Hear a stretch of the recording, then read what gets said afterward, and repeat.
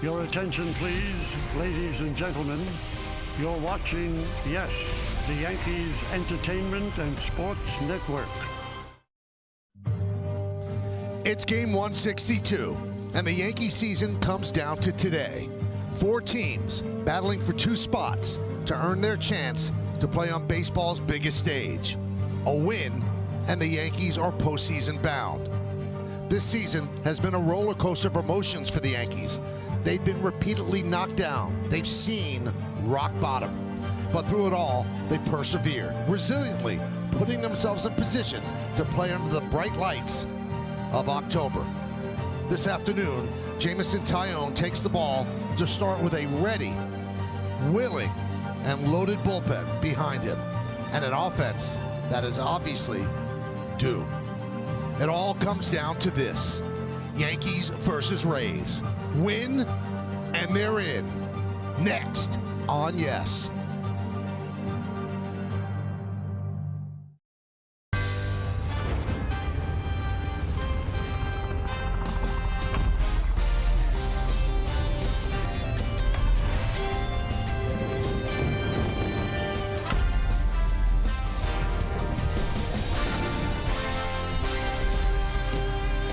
Well, the stage is set, and it is time for baseball as the Yes Network presents the Hyundai Sunday Game of the Week.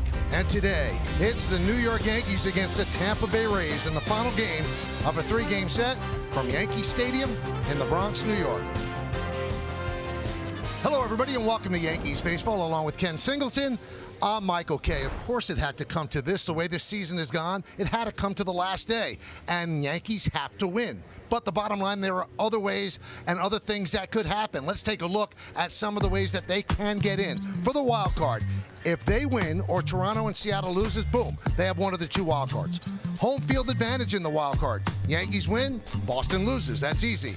The worst case, well, a potential tiebreaker game or games with the Yankee loss today. In fact, there are 16 different permutations with the 4 teams. So that's all of the stuff we have to say, Kenny. But obviously the Yankees win and they're in. Yeah, that's the easiest way, Michael. Same as yesterday. I think it doesn't matter who the hero is or who the heroes are. Just win yourselves a ball game. I don't see there's any way that the Yankees can play a game worse than they did yesterday. I think they come out here loaded for bear today and get the job done, and they're in. And they don't have a lot of pressure because obviously you'd like to win, but they do have the safety net that they would be in a tiebreaker tomorrow even if they lose. Yeah, but then you're going to use up extra pitchers, and you don't want to do that. You want to get it done today and save Garrett Cole for the wild card game. All right, so how do they get it done specifically? How do they get the 27 outs? We know Jameson Taillon's going to start, but how will they use the relievers? For how long? And when? Meredith Marakovitz has more when we return right here on the Yes Network.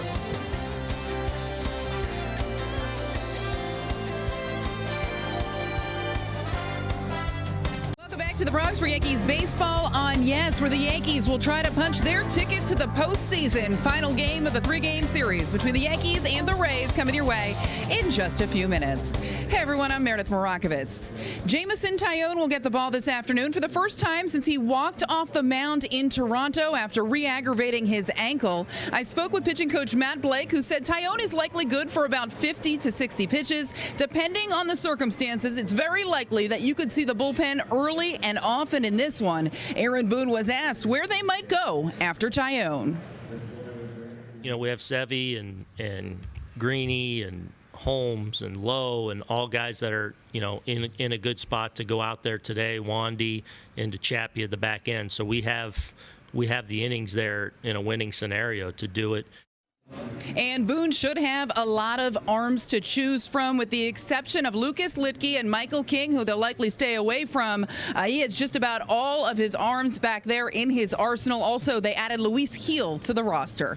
Plenty more to come here on the Yes Network. When we get back, Michael Kay will be joined by Kenny Singleton. First pitch coming your way after the break.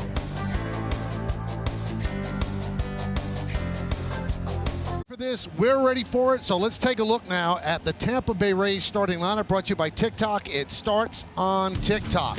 Brandon Lau, big day yesterday. He'll lead off and play second. Then it's Arozarena in right, Franco at short. Middle third is Cruz the DH, Meadows in left, and Choi the first baseman. And the bottom third, Zunino will catch, Wendell at third, and Kiermaier in center field batting ninth. And let's take a look at the Yankees starting pitcher for this afternoon. It's going to be Jameson Taillon making his 29th start of the year.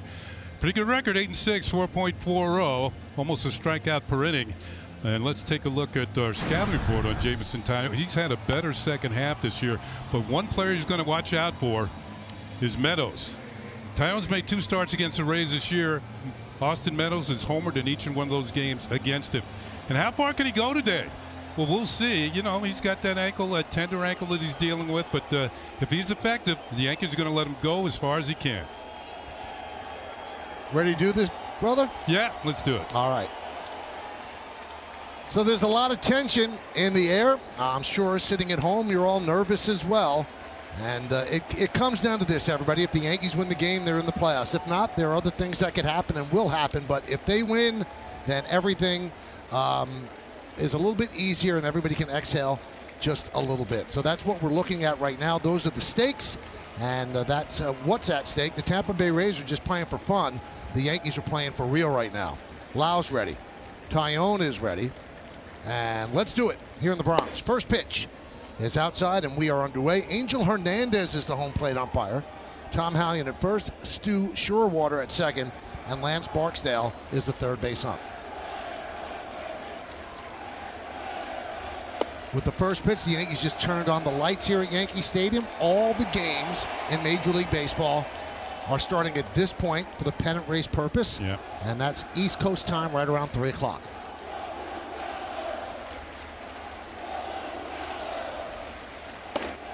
There's a strike. You know, people might ask, why did they do that on the final day of the season? And the reason is they don't want to give West Coast teams an advantage of knowing what the scores in the East, what's happening on the East Coast, and maybe they'll pull out a pitcher that they want to save for later on. Line drive into right field, and it is caught. That's Rougned Odor playing in shallow right to put it away for the first out. The defense for the Yankees presented by Geico. Gallo, Gardner, and Judge in the outfield left to right. Infield, Odor, Urshela, Torres, and Rizzo. That's third to first. Sanchez is behind the plate. Taillon's on the mound.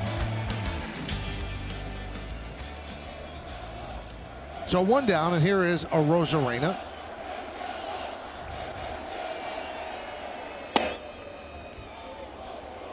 Yeah, you said the Rays are playing for fun, but that's all they had yesterday. It was certainly a one-sided affair, and the Yankees are looking for a big bounce back this afternoon. And there's a strike. Now the Yankees could start with 2 innings out of Taillon. They'd be happy. Obviously, they try to get 1 more, and then they'll piece it together out of the bullpen. Swing and a miss.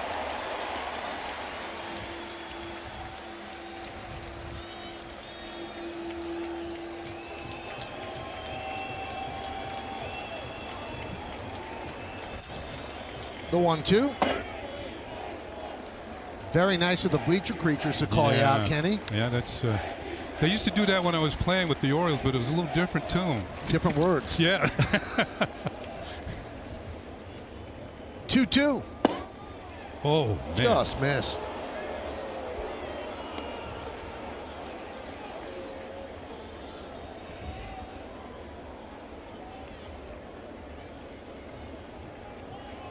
Yeah, they're very creative out there, right?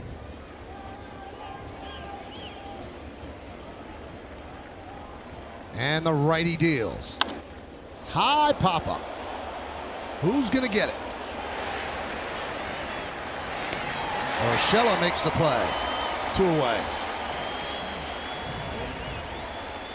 Let's take a look at the keys to the game, Kenny. Well, this is, you know, I've played in these sort of games, and it's going to be a game to remember years later. You know, I can remember 7th games of World Series and a game to get to the playoffs.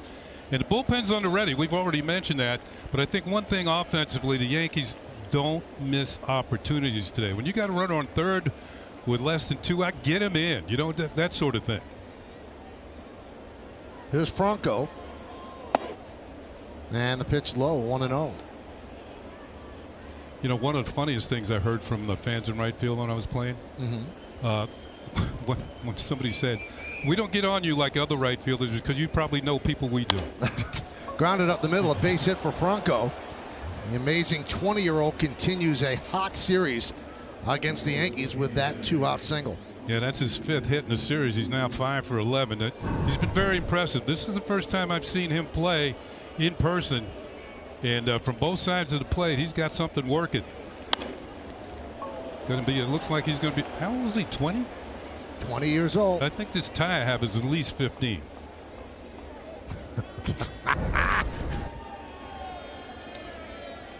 Franco's as old as the Yes Network. Wow. He was born when we were born. There's Nelson Cruz. He's a lot older. 41 years old. And the pitch. High fly ball. Center field. Gardner is there.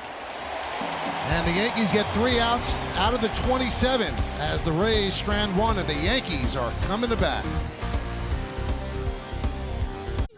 From Papa Ken's grandkids. Leading off at second base, Gleyber Torres. Batting second, first baseman, Anthony Rizzo. Batting third in right field, Aaron Judge. Hitting cleanup, the designated hitter, Giancarlo Stanton. Batting fifth, left fielder, Joey Gallo. The sixth hitter is the shortstop, Gio Urshela. Batting seventh, center fielder, Brett Gardner. Batting eighth, the catcher, Gary Sanchez. And the ninth hitter for your New York Yankees is at third base, Rougned Odor. Let's go Yankees! We love you, Papa Ken! Oh, what a surprise. Unbelievable. They did a good job. Oh, they did. I mean, those are smart kids. Very cool. I would tell you, I talked about it yesterday. I was here doing the game yesterday. Mm-hmm. Jackson, you saw in the end there. Right. Played a baseball game in the morning, got 2 hits. Played a football game in the afternoon and threw 2 touchdown passes. I don't want to miss things like that. And I'm glad they could be a part of it for you today. Yeah, and the girls scored about 4 goals between them in soccer. Awesome. Well, they presented the lineup, and they wanted us to tell you that it's sponsored by TikTok. It starts on TikTok. And Michael Wacha on the mound. You see his numbers. 1 and 2 on Torres. Oh, here we go. The scouting report on Michael Wacha. Another number 1. Every one of the starters for the Rays in this series has been a number 1 draft pick. Wacha pitched at Texas A&M, and he made a quick ascent to the major leagues. Less than a year later, 1 day less than a year after leaving Texas A&M, he was pitching for the St. Louis Cardinals. That's pretty quick. Pretty quick. Yep, get to the big leagues. 1-2. Now, he has not had a great year. He has a 5.26 ERA, but in 4 games against the Yankees, it's 2.16, and 24 games against everybody else, 5.77. Yankees are hoping that trend does not hold. Angel Hernandez has not given anything off the plate to both pitchers, 2-2. That could mean it's going to be a pretty good day for the hitters. This pitch looked pretty close. Wacha had the corner. Might have been low. Up the middle. Right there is Lau. 1 away. Here's the Rays defense presented by Geico. Meadows, Kiermaier, and Arozarena left to right in the outfield. Infield, Wendell, Franco, Lau, and Choi. That's third to first. Zanino behind the plate. Walker's on the mound. Shohei Ohtani, leadoff home run in Seattle. The Angels lead 1-0, still batting in the top of the first. And Toronto leads Baltimore 1-0, bottom of the first. Boston and Washington, bottom of the first, 0-0 in D.C. We'll keep you up to date on all of those scores. Here's Rizzo. Big cut, 0-1. He was thinking faraway places on that one.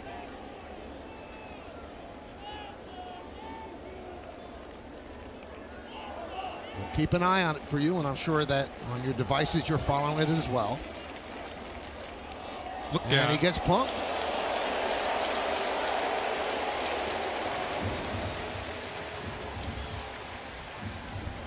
Nothing new for him. Here we go. Looked like a slider. Watch him turn into it. Take one for the club. He's been hit quite often. You see how close he stands to the plate. Sometimes you just can't get out of the way. And here's Aaron Judge, playing in his 148th game this year, hitting .288, 39 homers, 97 ribbies. Hit sharply to short. This should be 2. There's 1. And there's 2. 1 inning in the books. The Yankees nothing and the Rays nothing. You're watching Yankees baseball on the Yankee Entertainment and Sports Network. Our friend Ken Singleton, they gave him home plate signed by the entire 2021 team. And then Kenny went out to the mound to throw out the first pitch, and I was lucky enough to catch it. And what a great moment, Kenny. What a great honor. And the Yankees, very nice to do that, and I'm sure it meant a lot to you. Yeah, it did, except, you know, I was trying to get a chase on the pitch, and it was a splitter in the dirt. But you handled it. I framed it. It was a strike. Oh, okay. Yeah, we're it was cool. a strike. Now, obviously, this is a big game. I just want to tell you, it has been such an honor working 20 years with you. I love you, and you're just as great a ball player and a broadcaster as you are a person. Thank you, Michael. Wonderful catcher, too. Look at that. No pass ball on that one, or no wild pitch. You know the thing about it, Michael? 20 years ago when we started doing this, you were a single guy, and I've seen you. You know, Jody's been the perfect person for you. You got 2 beautiful kids now. So you've come a long way, too, my friend. A long way. Thanks. I'm glad you've been part of the journey. Thank you. One away as they retire Meadows.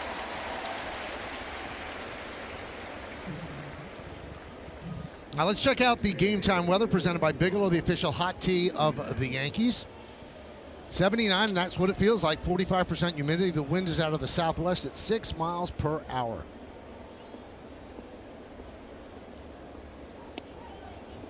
So 1 down here in the second. And here is G-Man Choi. You know, so much debate after the game yesterday. Who would the Yankees start?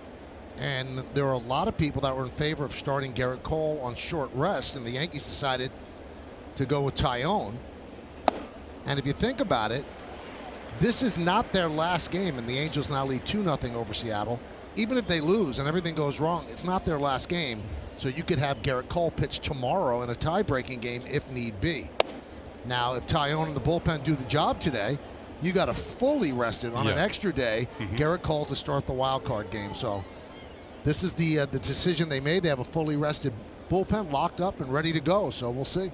I think it's the right one. Now, if this was it, it's a totally different story. He would be pitching. But again, it's not it. No matter what happens, there is going to be another game. The Yankees hope it's a wild card game, but if it's not, it's a tie game, well, then obviously Garrett Cole's going to pitch. And here are the scenarios. Now, there are 16 different scenarios for the 4 teams, but Yankees get in the wild card if they win, or Toronto and Seattle loses. Ground ball right side again. And they retire Choi. You know, this is what the wild card is supposed to do. It's supposed to keep excitement going in a lot of different cities, and this is to the max, if you ask me. I don't think it's ever been this way. You know, maybe close to it, but going down to the final day with several teams and their fans sitting on the edge of their seats, unbelievable. And Michael, you mentioned the uncertainty. Aaron Boone said earlier today that they came packed for a week, not knowing what's going to happen, very much realizing that after this game they may need to hit the road. Whew. And you know what happens there? You have to have an airplane ready. You have to have hotels ready. Popped up. Rizzo coming on. And Tyone has given him 2 solid innings, allowing just 1 hit. We go to the bottom of the second. It's 0-0, Rays and the Yankees. Time for Today's injury report brought to you by Montefiore Doing More. This one came as a little bit of a surprise today. As Aaron Boone said yesterday, he was hopeful that DJ LeMahieu would be in this afternoon's starting lineup. It seemed as though he was going to try to manage the pain caused by a sports hernia. Instead, he was placed on the injured list. He went through some drills earlier today, and Aaron Boone said he's just too compromised. It's not fair to LeMahieu, not fair to the team. He can't do what he needs to do right now to be an effective player for them. Should the Yankees advance all the way to the ALCS, it could be a consideration, but Michael, it's something that is going to require off-season surgery. Well, it's a tough break for DJ and a tough break for the Yankees. He's an important part of what they do. So they made that decision, and it's backdated to the last time he played. Here's Stanton. And the pitch from Walker is a strike.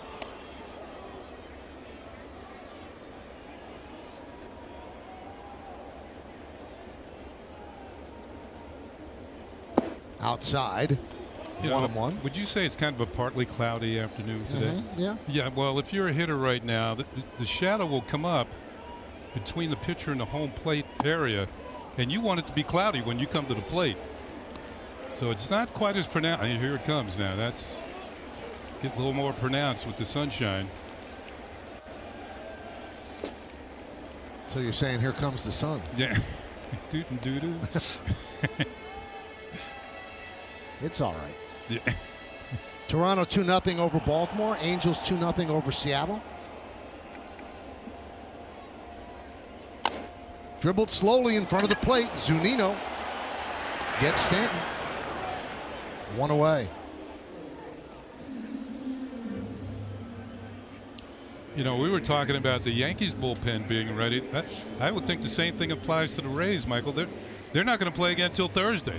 So they're going to need to get some of these pitchers some work in a game situation. There's Kevin Cash, who first time ever the Rays have won 100 games in a season. Joey Gallo at the plate. 4 outfielders as they drop Wendell toward the line and left. Fouled straight back. Good swing. So you've got 2 infielders on the right side. You've got Franco on the left side. He's in close, guarding against the bunt. Right. Which Gallo is, I've at least seen him do it twice. Get it down and beat it out easily for hits. He's 7 bunt hits this year. Ooh, that's more than I had in my career. High fly ball.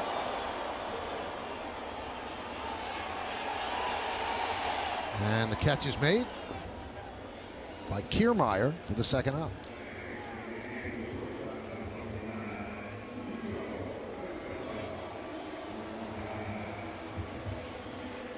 So here's Gio Urshela.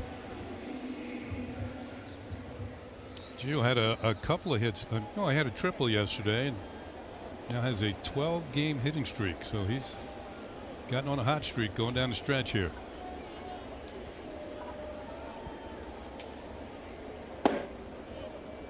Dropped a curveball in there for a strike. 0-1. We're in the bottom of the second inning. 0-0 Yankees and the Rays.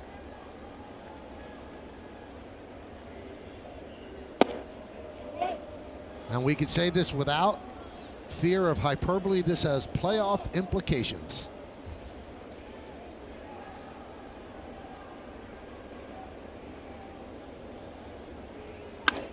Ground ball is short. Franco fires to first, and the Yankees go down in order against Waka.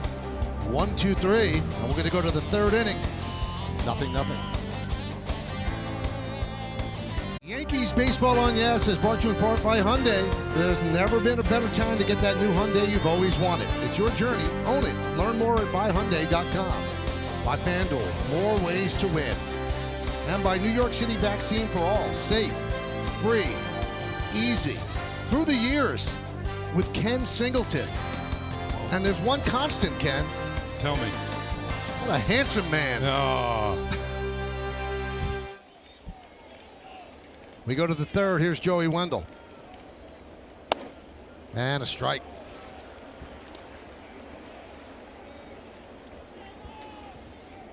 Eight, 9, and 1 for the Rays against Tyone. 1-1. Toronto now leads 3-0, still batting in the bottom of the first inning against Baltimore. Angels 2-0 over Seattle, also bottom of the first. Red Sox and the Nats, bottom of the second in D.C., 0-0. That top line, that's what every fan in this ballpark is looking at. Well, that's busy today, isn't it? Mm-hmm.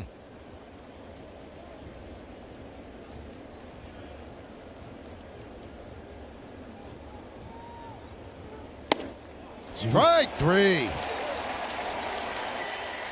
One away.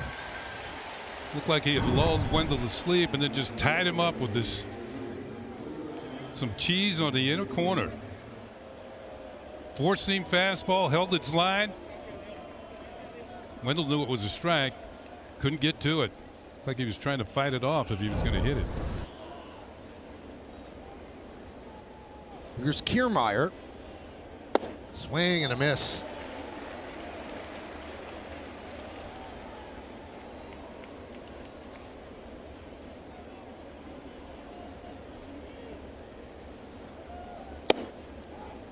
One and one. This is a big sports Sunday. Obviously, football is prevalent, and all weekend the Yankees have been first in goal at the 5. They've been unable to punch it in. They got to get it in there today.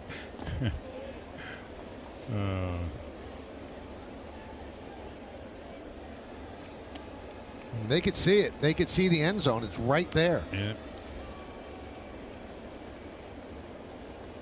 If there's such a thing as a clock in baseball, it's September and October. You got to get it done.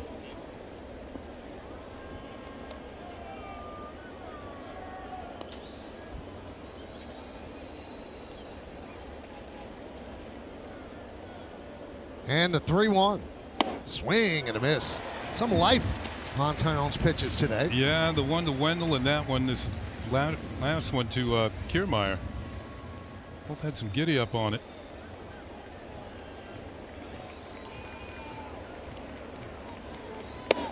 And he walked him.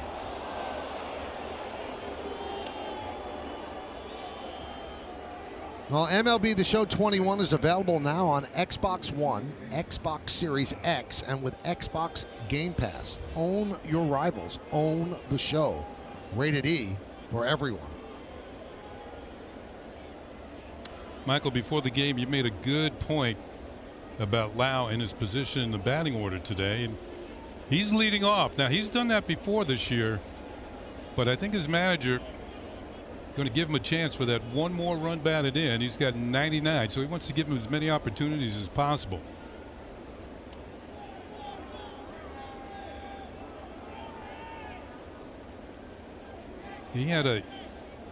Yesterday he had a week.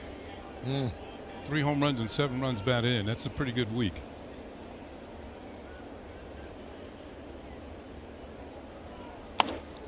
Served into left field, coming on Gallo. He's going to have to play it on a couple of hops. Moving to third is Kiermaier. The throw comes into second. So the Rays have runners on first and third and one man out. Yeah, a little dunker off the bat of Lau. And Joey Gallo makes a good play on the run in left field, throwing the ball to second base to keep the double play in order.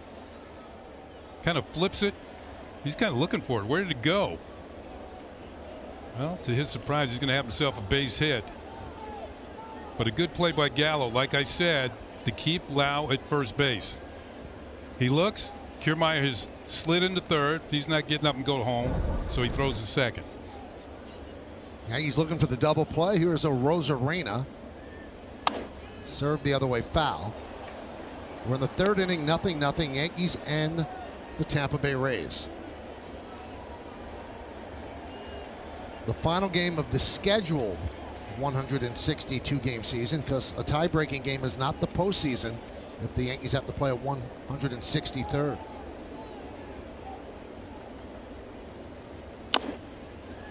Oh, 0-2. He dialed it up to 96 on that pitch, reaching back. Yankee bullpen starting to get ready as well as Peralta is up. This is essentially I'd say the 6th game of the World Series, Kenny, the way they'll manage it. Yeah. I can't say 7th because there is a tomorrow. There's a parachute they have. They don't want to deal with that, as Kenny mentioned earlier, because you don't want to mess your pitching up for the wild card. But you do what you have to do.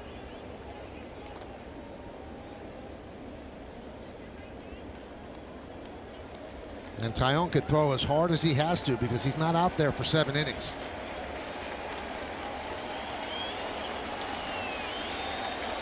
The 0-2. Foul back here, just under our booth.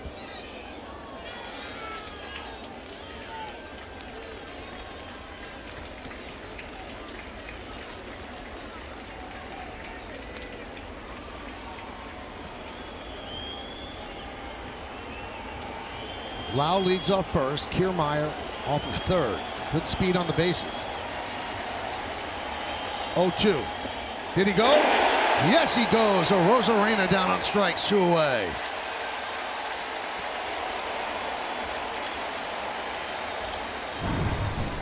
Good breaking ball.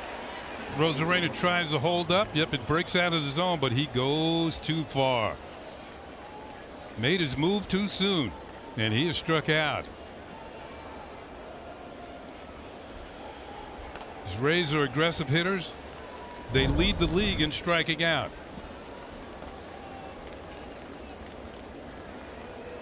Now here is Wander Franco. Singled in the first inning.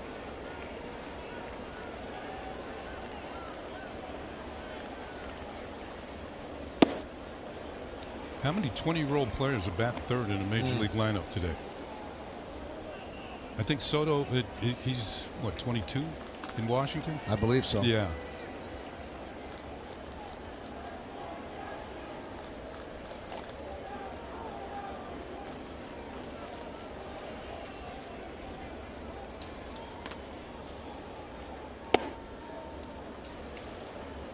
Two and 0.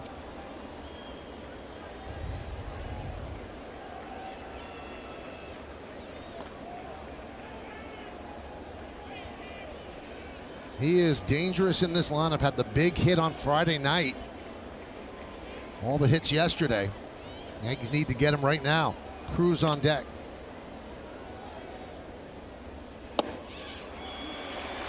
Changeup on the outside corner for strike, 2-1. That's a good pitch. Don't give in with the fastball. Nice little fade on that pitch as well. Hits the corner.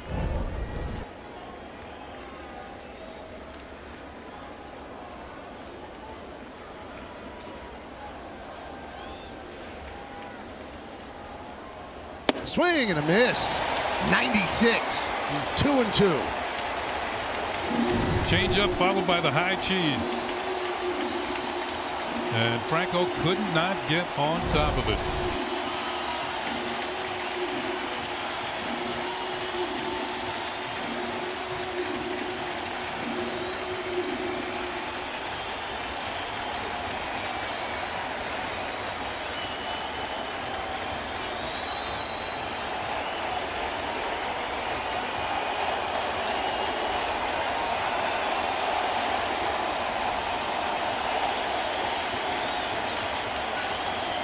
And the pitch. Fouled away. Remember, this kid is hard to strike out.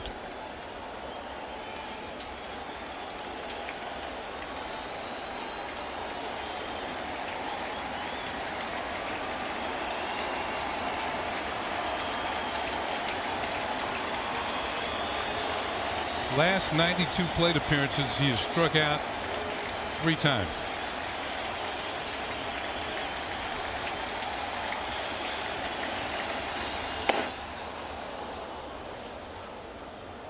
Three and 2, so that's going to release Lau at first. Kiermaier stays put at third. 3-2, 2 outs.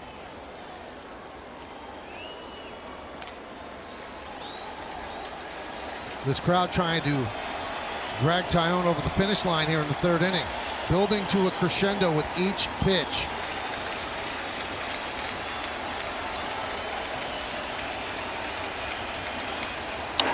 Serve to left field. Gallo is there. Gallo makes the play. 3 shutout innings for Jameson Taillon. We go to the bottom of the third, 0-0.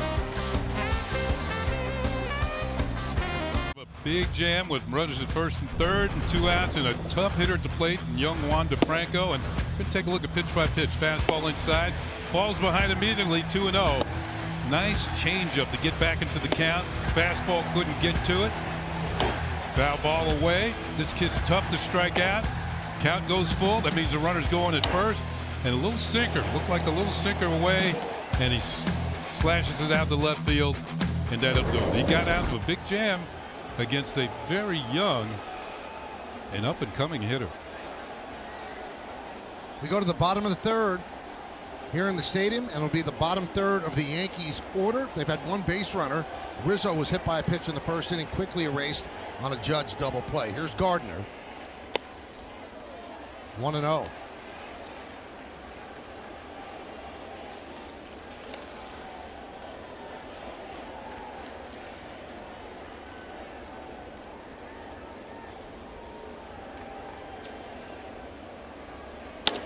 Grounded into the shift. And they get Brett Gardner 1 away. Washington has taken a 1-0 lead over Boston. Bottom of the second inning, and they're still batting.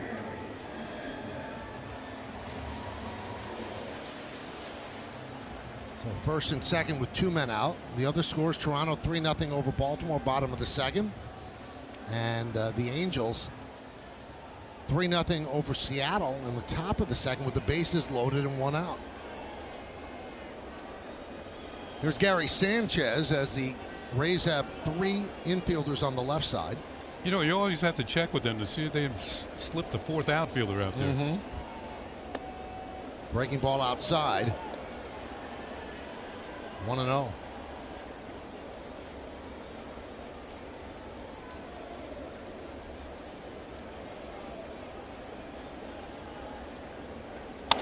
Lined foul.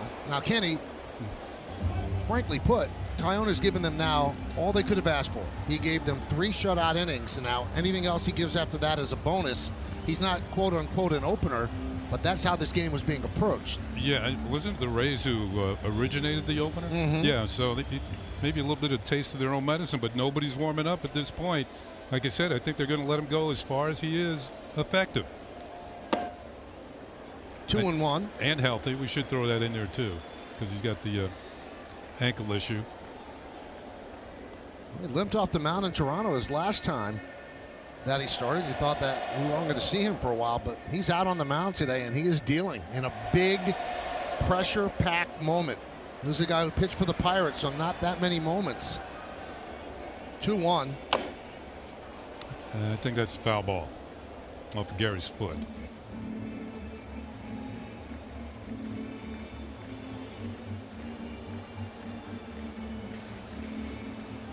Rays have 2 hits against Taillon. The Yankees have not had a hit against Waka.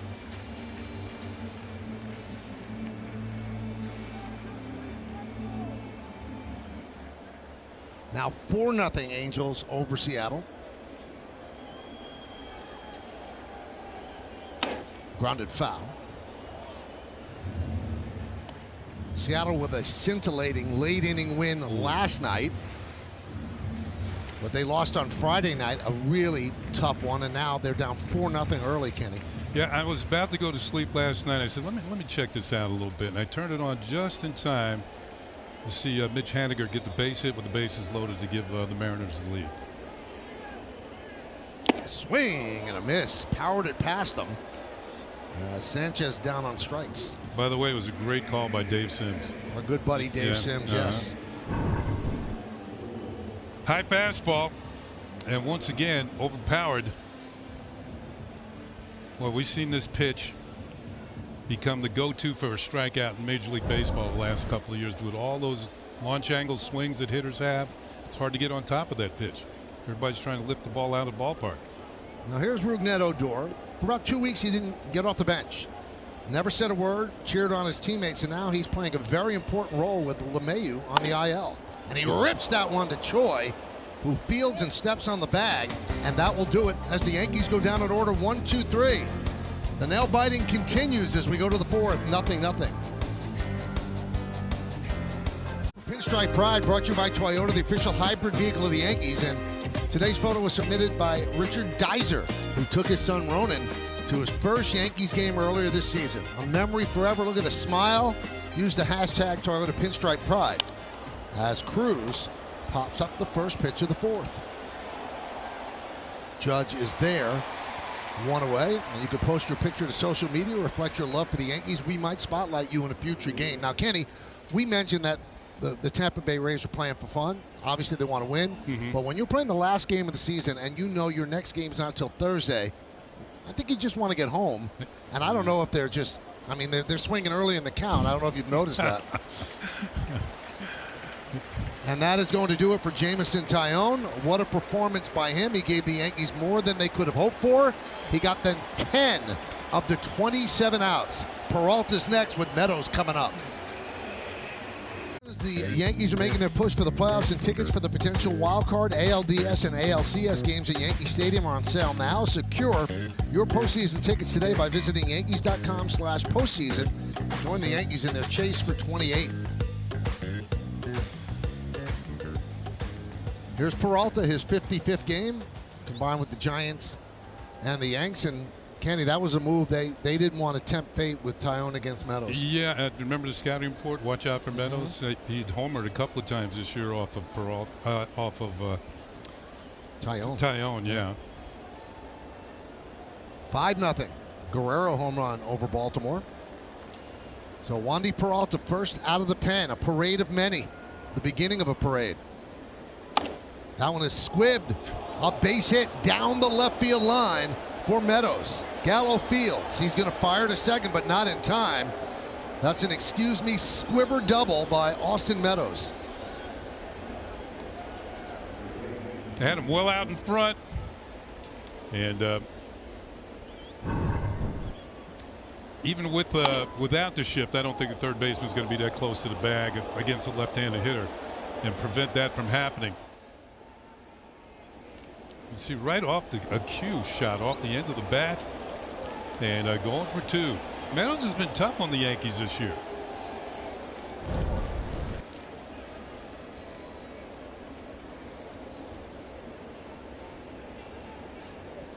Here's Ji-Man Choi, grounded out to second in the second. So Meadows leads off second with one man out.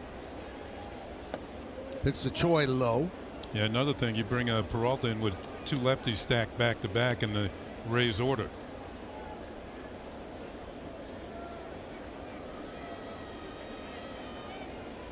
This is all planned out before the game. What part of the lineup they're in, what lane, what pitcher is going to attack what lane. So they had this mapped out.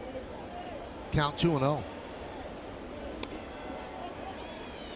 Wandy talking to himself. Yeah, he does that quite often.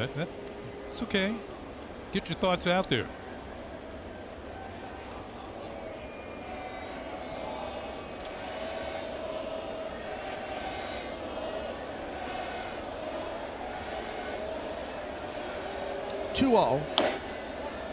Grounded foul. We're in the top of the fourth inning. It's 0-0. The Rays have 3 hits. The Yankees have yet to pick up a hit. One base runner hit by pitch by Anthony Rizzo, but Michael Wacha has faced the minimum 9 batters over 3 innings.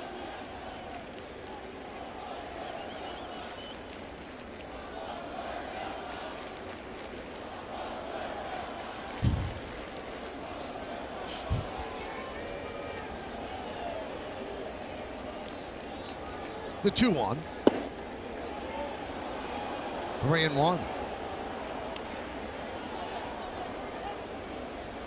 Choi's had an injury-plagued season, and certainly not the one he was hoping for. 3 times on the IL. Leg issues.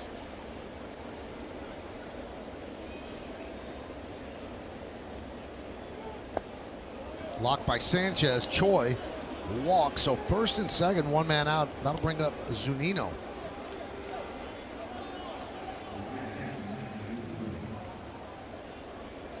Zunino with 33 home runs. The only catcher in baseball that has more is Salvador Perez.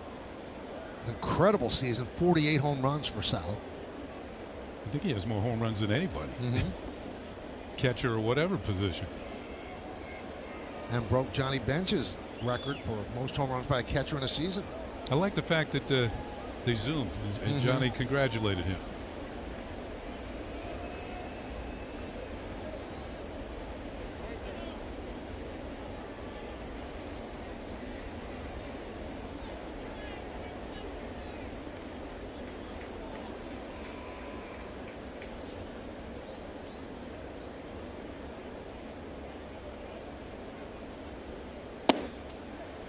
One and 0. Yeah, Zunino's got awesome power.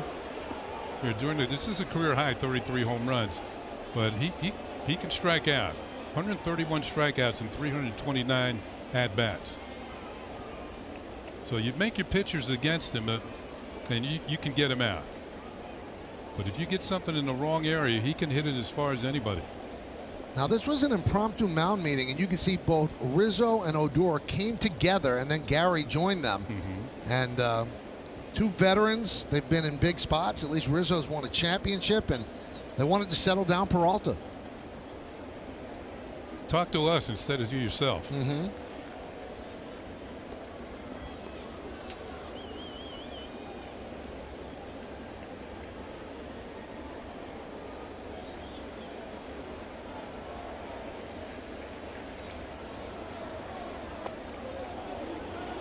Struggling.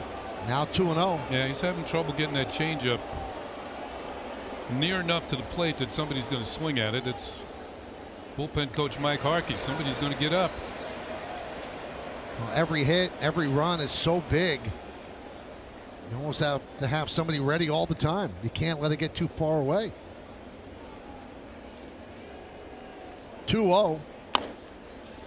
Grounded at third. Odor, there's one. On to first. Not in time. Zunino just beat it out.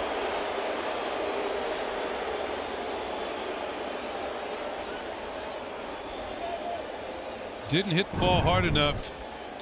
Odor, you can see he is definitely safe. But they got the lead runner. See, Odor had to wait on it and then across the diamond and not in time. Chad Green heating up. You've got Wendell, a lefty. You've got Kiermaier, a lefty.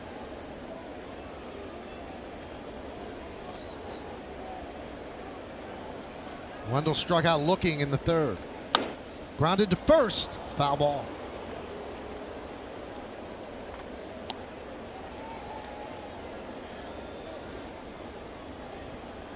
Seattle has scored a run in the bottom of the second, so now the Angels lead 4-1.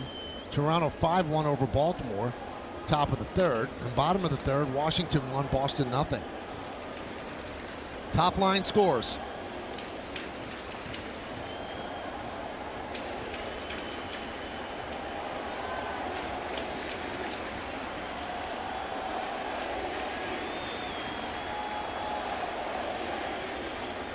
That one gets past Sanchez all the way to the backstop as the runners advance.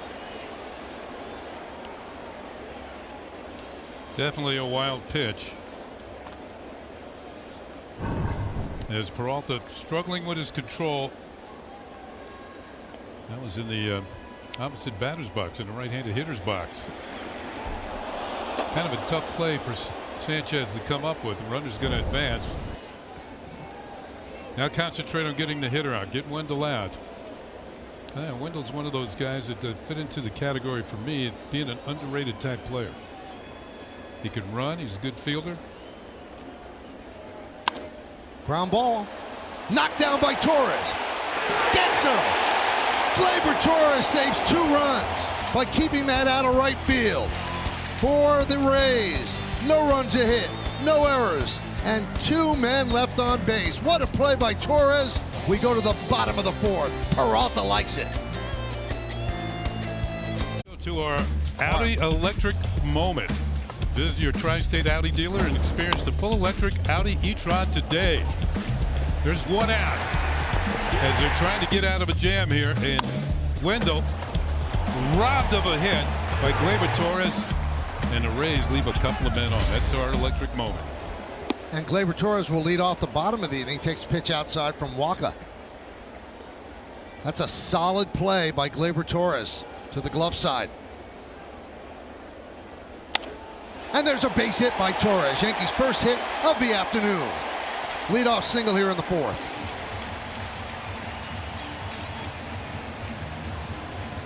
So Waka's going to have to work out of the stretch. Up out over the plate. Right side is kind of empty. Only one player over there, and it's solid single to center field. Michael, you were talking about the Toronto-Baltimore score. Toronto's up 5-1. The only run that the Orioles have, special moment for Phil Nevin, the third base coach. His son hit his first major league home run. His son Tyler for the Orioles. Rizzo lost one into left center field. Is that going to make grass? Diving and making the play is Meadows as Gleyber Torres gets back to first. Meadows took a hit away from Rizzo. Well, we've seen a couple of good plays in just a few moments here. First of all, Gleyber Torres, and now Meadows. Looked like this one might have a chance to drop in. Kiermaier wasn't going to get it. It was all on Meadows, and he makes a nice sliding catch. The Rays have a pretty solid defensive team as Meadows comes up with a highlighting play. Well, Waka likes it. Now it's Judge's turn. Judge hit the ball hard, but right at Franco in the first inning. Start a 6-4-3 double play. Torres at first. One man out. Curveball out of the strike zone, 1-0.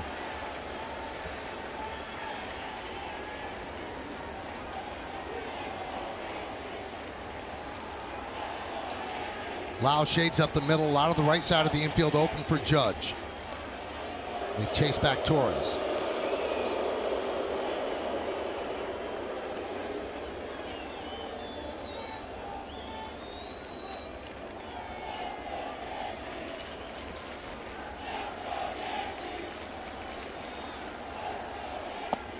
Check swing. Did he go? No, he did not. 2-0. That's the veteran Tom Hallion, the first base umpire today. He's the crew chief.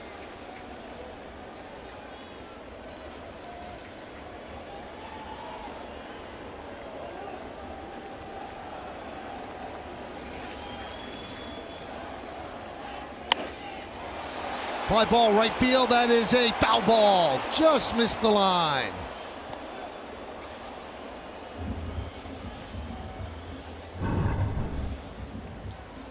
Slicing and well, a couple of feet foul.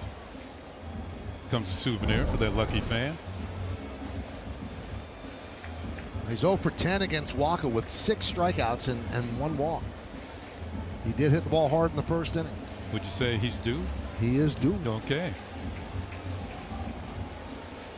Yankee offense is due.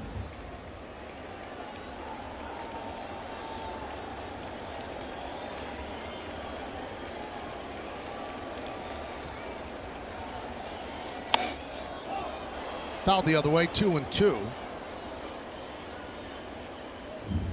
Bottom of the fourth, 0-0.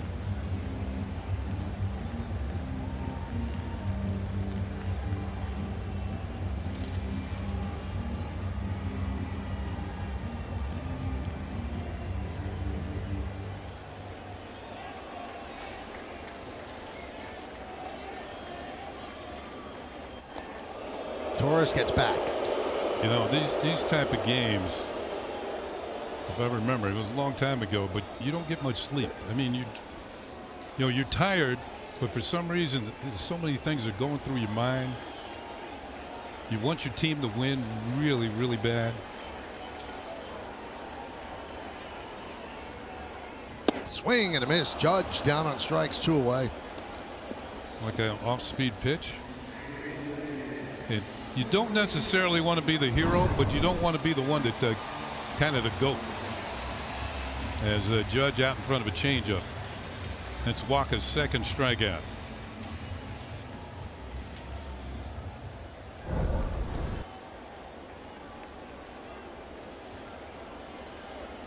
So here's Stanton, little dribbler in front of the plate in the second inning, thrown out by Zunino. Swing and a miss. 0-1. Reggie Willits goes over and talks with Torres. Maybe Torres could be on the move.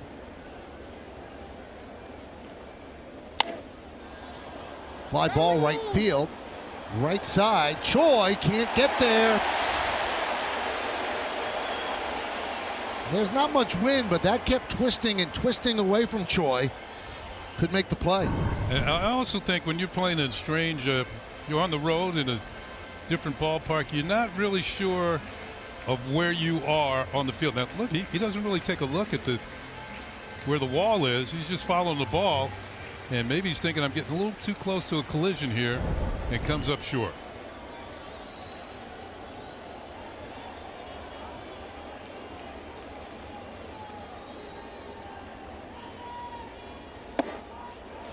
One and two. Fully rested bullpen for the Tampa Bay Rays. Walker with a 5.26 ERA coming in. It's been lowered to 5.11. Line drive, and it is a foul ball on a broken bat. Well, that bat just snapped in half.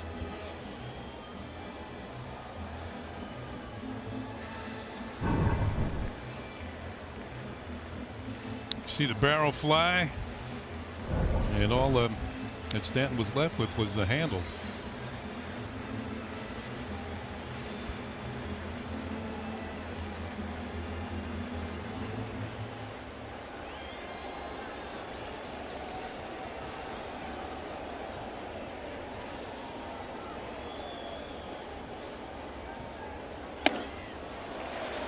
Two and two. Now, one thing, when you're facing a pitcher, you watch how he works the hitter before you. That was a high fastball. And then he struck Judge out on a changeup. Let's see if that is the same pattern here. Fly ball right field. Arozarena puts it away, and that'll do it here in the fourth. You could feel the heartbeat of a chase for the postseason. Pressure, every pitch. Every out matters. Lock in.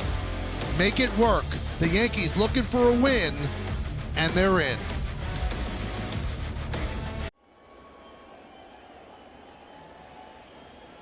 We go around the majors, and 48 is the most in an age 22 or younger season ever. Haniger has been great down the stretch, and Devers has also heated up in the last 12 games. Peralta deals a strike to Kiermaier as we start the fifth inning. 0-0. And Clay Holmes is up for the Yankees.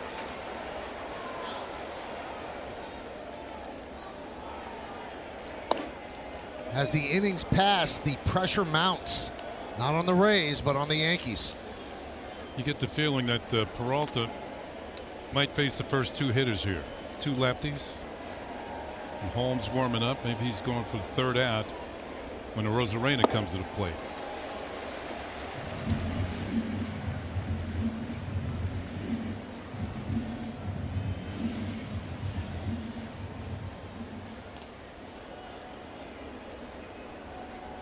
Swing and a miss. Kiermaier seemed overmatched in that at bat. One away. Peralta's first strikeout of the afternoon, and it's the changeup.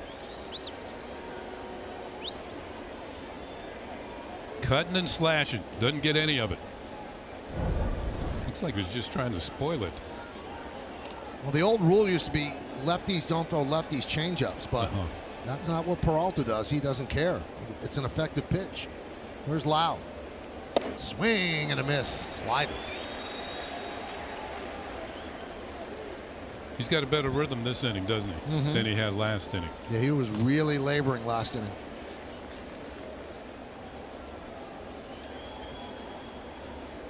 The 0-1. 1-1.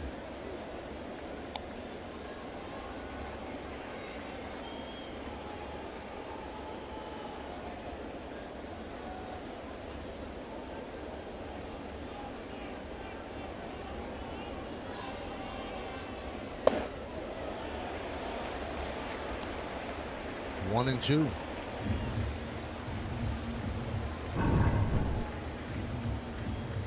Thought about it, tried to check. Couldn't do it.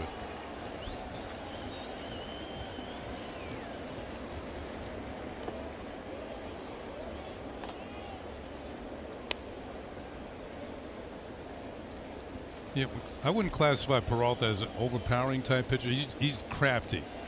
You know, they very rarely say crafty right-hander. It's always crafty left-handers. And always a nice piece of hitting is the other way. You could have a nice piece of hitting pulling the ball.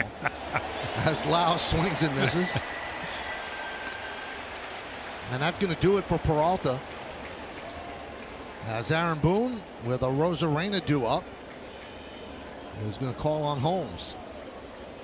So far so good for the plan. Tyone started. Peralta. And now Holmes. Yankees Baseball on Yes is brought to you in part by Geico. Save even more when you bundle home and car insurance. By Cadillac, visit your Tri-State Cadillac dealer and experience the ultimate in iconic luxury. And by the New York Lottery. Get out there and play. That's what Wandy did. Got out there and played. Played well. Got outs. And now he turns it over to Clay Holmes. Congratulations in the dugout. Job well done. And Holmes deals a strike to a Rosarena. 68th game for Clay Holmes. That's combined with the Pirates and the Yanks. He's been money with the Yankees.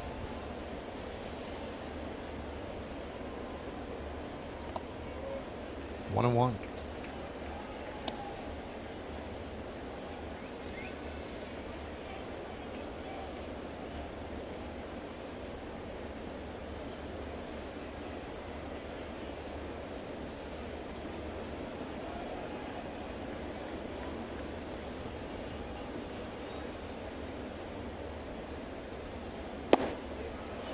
One and two. That registered at 98 with some sink.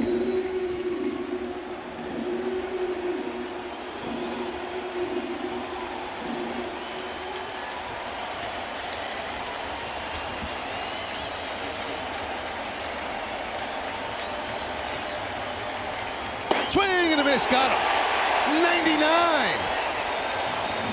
3 strikeouts between Peralta and Holmes at the end of 4.5 innings of play. We are halfway through. 0-0 right here on Yes. Well, thank you, Bob. So right now it's setting up pretty well for the Blue Jays. Red Sox are trailing the Nationals 2-1 still early top of the 4th. And the Angels lead the Mariners 4-2 in the top of the 3rd. All right, we go to the bottom of the 5th inning. Gallo leads off, and the first pitch, it's a little bit high. 1-0.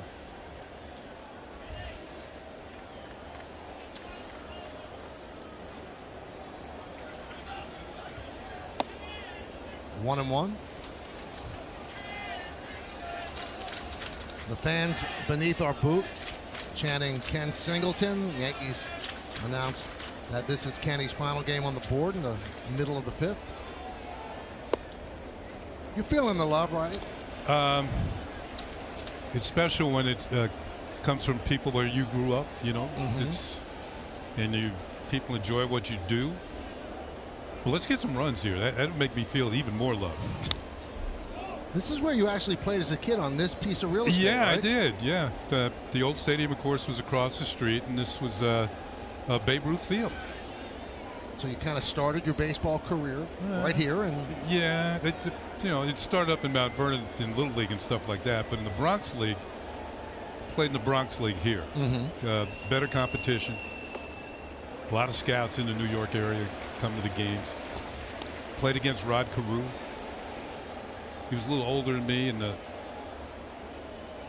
our team couldn't get him out. And the next thing I knew, he's playing second base for the Minnesota Twins. Not many teams could get him out. Yeah, you're right. 3-2. And Gallo works a walk.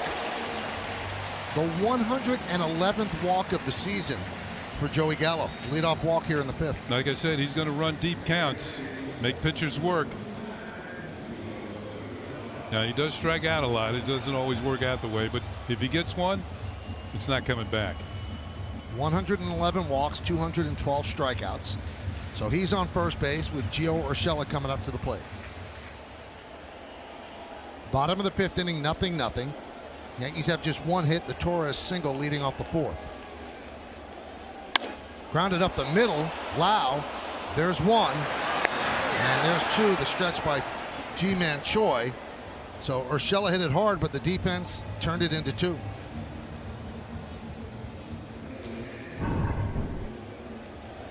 That ball hit on the nose. Walker couldn't do much with it. Just trying to get out of the way, but it was right at Lau. Shifted over near behind the bag at second base, almost directly to him. Steps on the bag, throws the first. Almost pulled Choi off. But they get 2.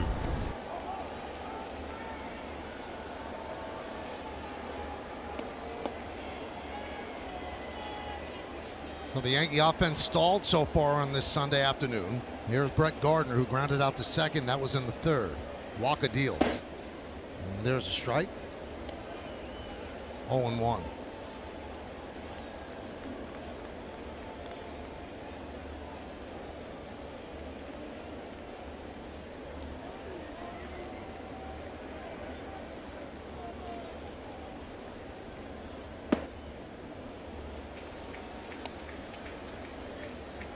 One on Gardner.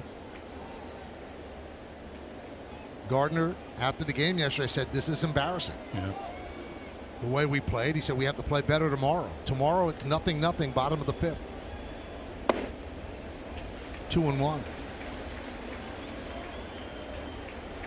Yeah, it's been interesting to watch his career, starting out with the Yankees, and he was on the team when they won the last championship in 2009, and was a much younger player then, but now he's developed into a team leader, a team spokesman. And I think you mentioned with the injury to Hicks, Gardner's played a lot more than this year than I think even he expected to. Mm-hmm.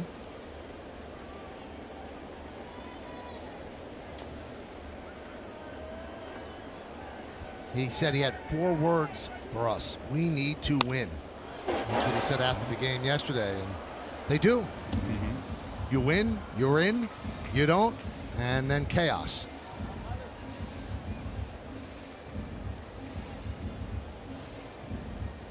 That kind of reminds me. Remember Joaquin Andujar? Mm-hmm.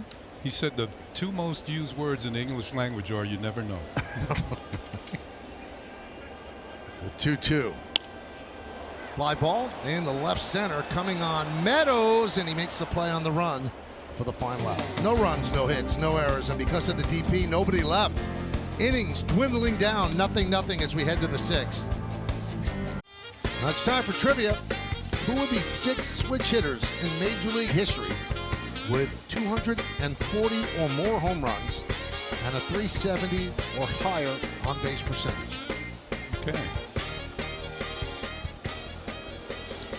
I know one. Very well. And this could be another one day down the line. Oh. Franco leads off against Holmes. We go to the 6th. There's a strike. Green is next. Tyone started. Peralta. Now Holmes.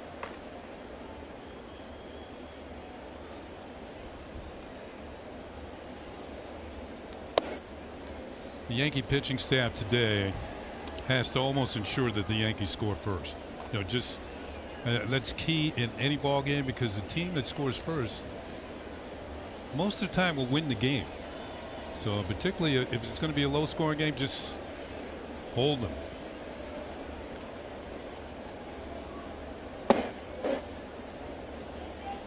The Rays are looking for a sweep of the weekend series. They've had 14 sweeps this year and 7 road sweeps. And they've also done very well against the American League East, 51-24. While the Yankees are 35-40 against the American League East. 2-1. 2-2. And the Rays have also done well on the road, Kenny, 48 and 32 on the road. Yeah, they've scored the most runs on the road of any team throughout Major League Baseball. And in 18 games against the Yankees, they've won 11 of them. And in the process, they've outscored them 98-49. Yeah. They've had a very good year. When we get to the postseason, things have a tendency to change. 2-2. Just got a piece.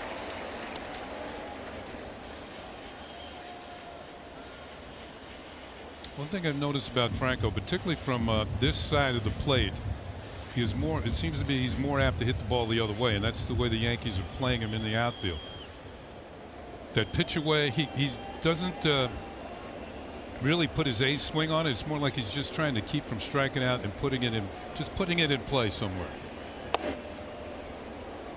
Missed inside. The count 3-2 now on Franco.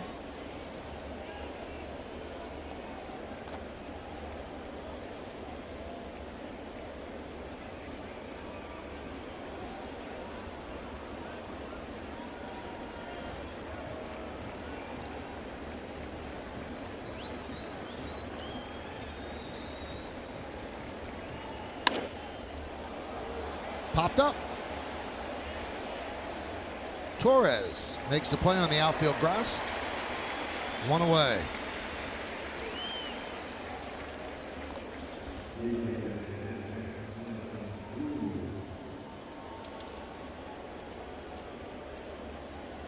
Here's Nelson Cruz. 2 fly balls for him, 1 to center and 1 to right.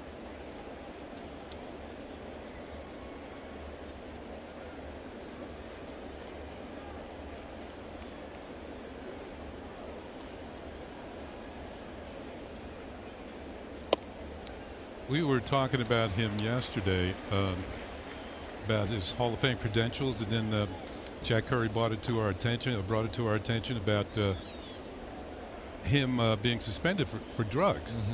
PEDs, yeah. And sometimes I feel it's how apologetic you are about what has happened. And if I remember correctly, Cruz was very apologetic and admitted it was a mistake. Now, some of the other guys haven't done that.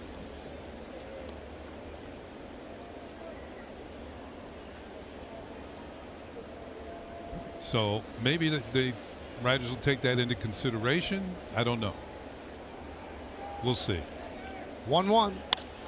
Grounded and grabbed there by Odor. Does a 360 and fires a strike to Rizzo.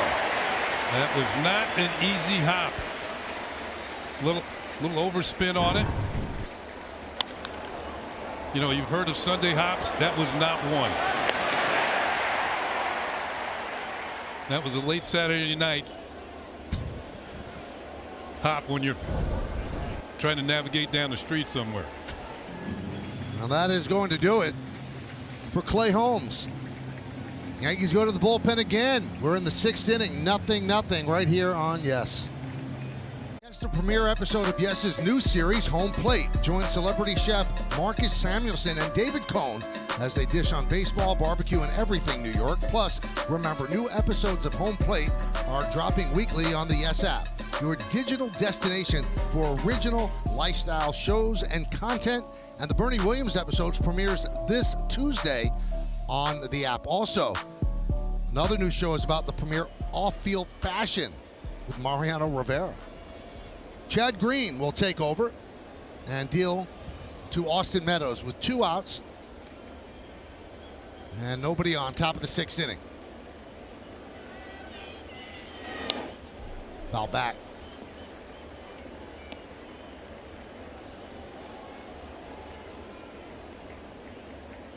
.106 runs batted in.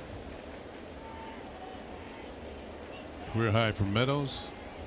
And you saw the batting average fairly low.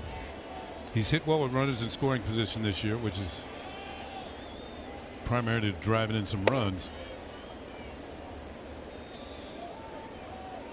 1-1. But they've also been big hits too. He's had 19 game-winning runs batted in. That's getting the hits at the right time.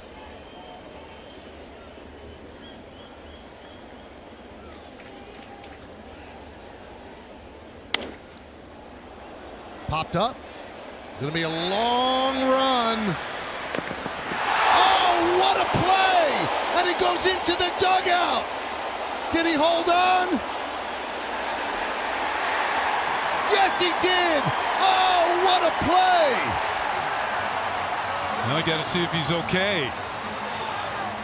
Urshela, without any regard for his health, just came careening down the steps and made the play and held on. And Boone, so concerned, ran across the field and into the Rays dugout.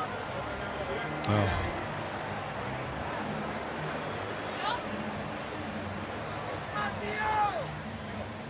Oh, this doesn't look good.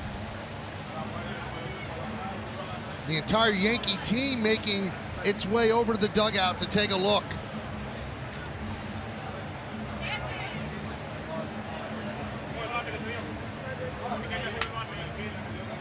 The courage to make that play, Kenny, without any regard for your body. Wow.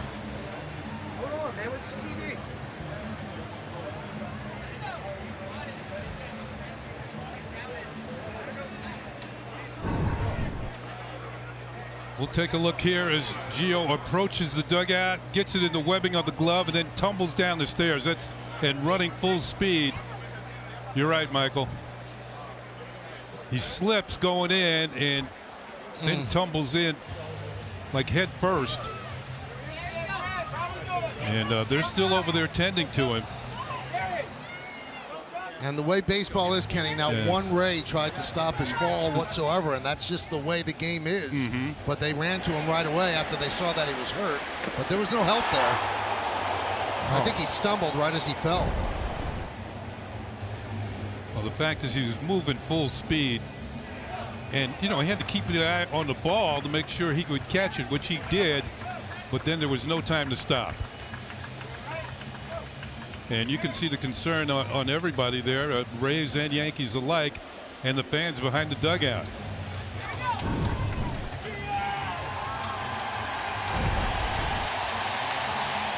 And he's up, and he will walk slowly to the Yankee dugout and get a big hand from the crowd. What a play in a huge moment for Gio Urshela.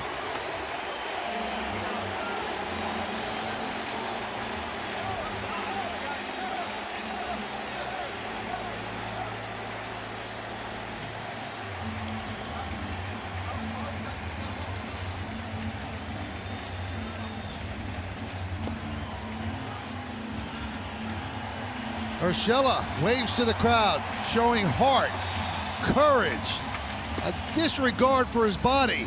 The game is the most important thing. We'll be back.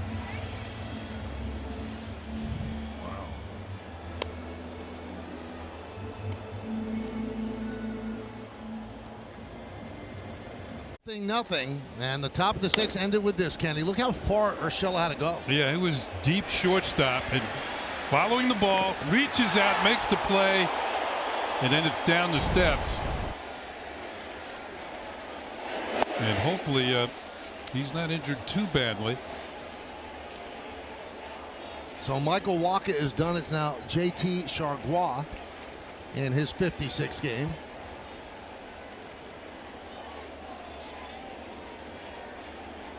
Wacha 5 shutout innings against the Yanks, just allowed 1 hit. 0-2. Watch Angel Hernandez, the home plate up. He's trying to make a call. And yep, there it is. He's out. He held on to the ball.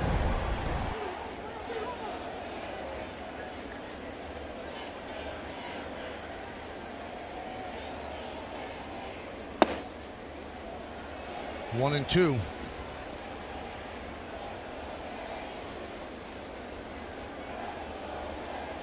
Wow, that was amazing.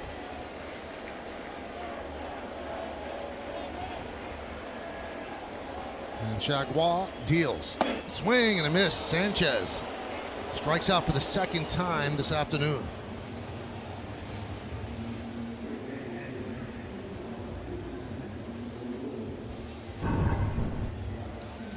Slider off the end of the plate, or the edge of the plate. And Sanchez chases.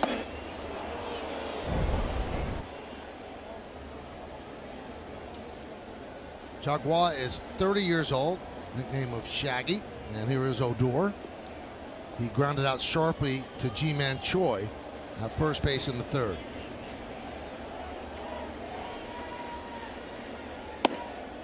Oh and 1.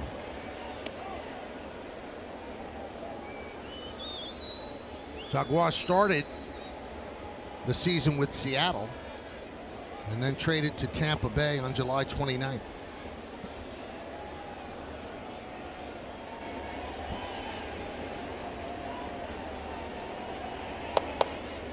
One and 1.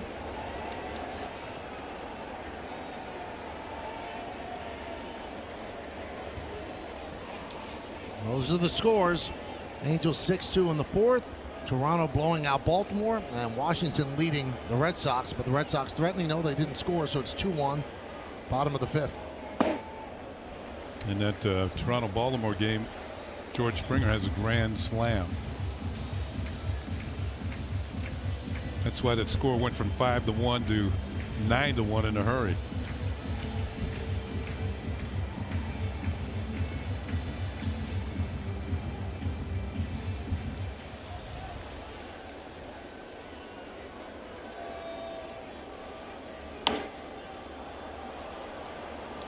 Kenny, this almost has the feel of an extra inning game where everybody's trying to hit a home run. Yeah, except that there's no ghost runner at second base to start the inning. Also of interest, Kenny, if there are tiebreaker games, there will be a ghost runner in extra innings, not in playoff games, not in the wild card. Yeah, that is. Do you think that that rule's going by the wayside next year? I think so. Look, yeah, blowing inside. You know, as we saw Urshela run down the steps there. There's no gate there. Now the players, that's where they enter and exit the dugouts, you know, between innings. But there's nothing to protect the fielder that runs over in that direction. You know, you could put a gate there when the fielders are out on the field, and then open the gate when they're coming out or going in. Just something to think about. 3-2. Swing and a miss. Odor down on strikes, 2 away.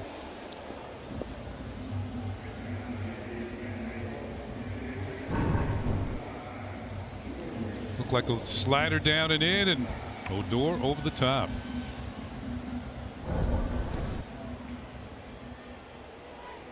Well, the Rays have several good arms in their bullpen. There's Gleyber Torres.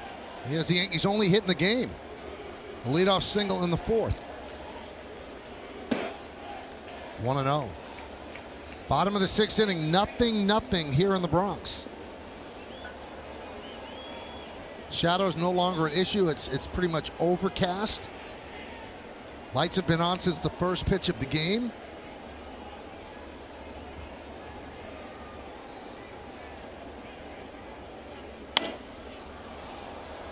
Foul ball the other way and out of play.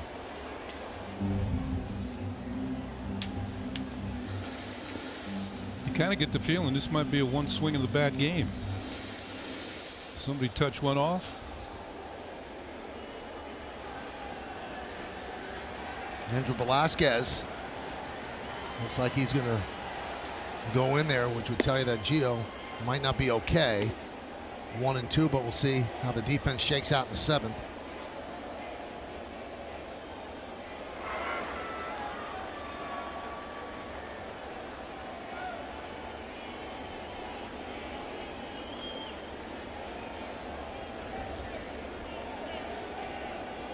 The 1-2, 2-2.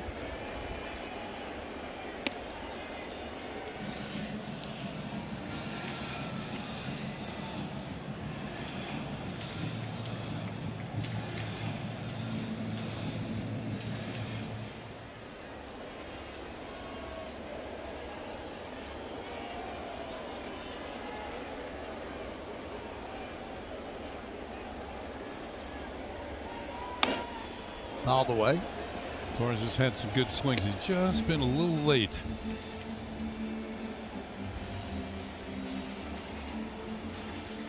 The Rays are playing him When you come to the plate, sometimes I don't look so much at the infielders where they're playing, but I look at see where the outfielders are, and sometimes that's an indication of how they're going to try and pitch you. So Kiermaier's towards right center. It might mean that they're trying to keep the ball away.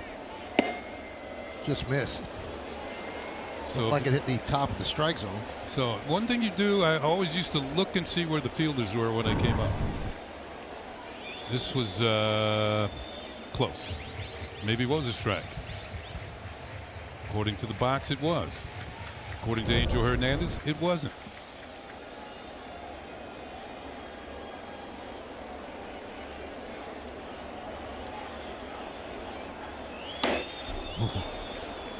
He's had some good swings this at bat.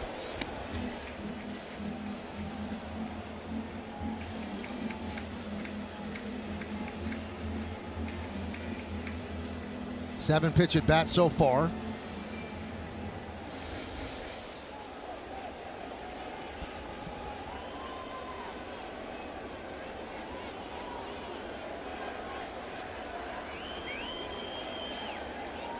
And the 3-2. Now an 8-pitch at bat.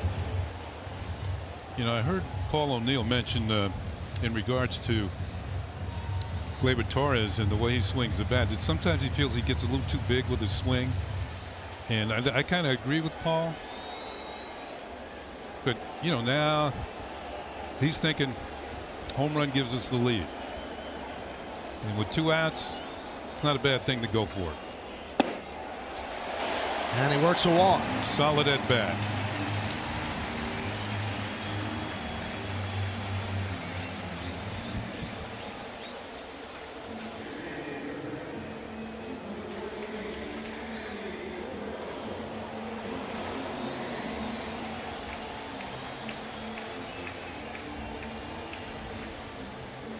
Here's Anthony Rizzo.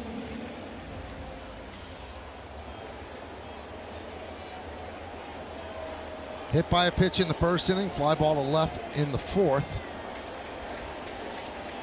So Torres has been on twice today with the single and now the walk with 2 outs. And pitch outside to Rizzo.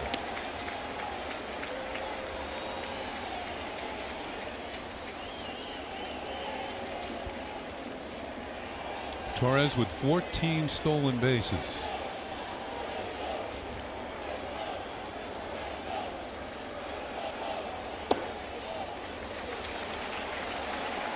With Rizzo ahead on the count, 2 balls and no strikes, I don't think he'll be going. He wants Rizzo could get a good ball to hit here, and he wasn't get a chance to get thrown out at second with the hitter at the plate ahead on the count.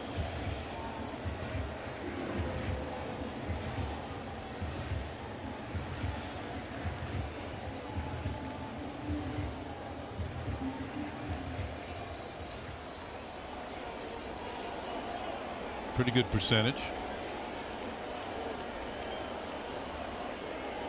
Shift is on for Rizzo.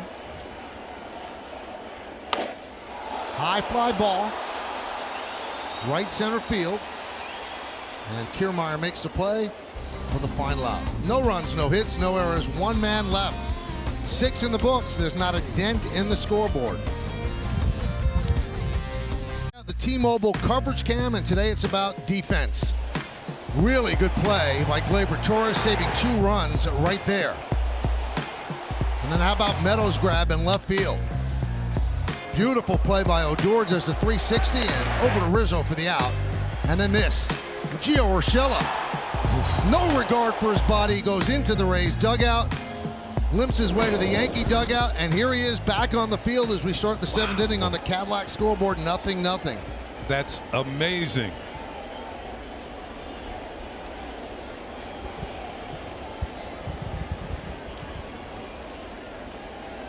Oh, we saw Velasquez. You know, it looked like he was getting ready to come in the game.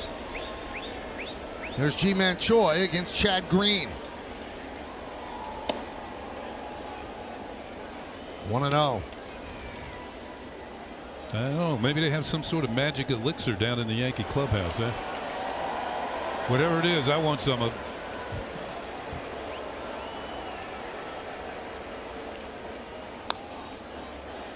Colin McHugh in the Rays bullpen, and Jonathan Loaizaga in the Yankee bullpen.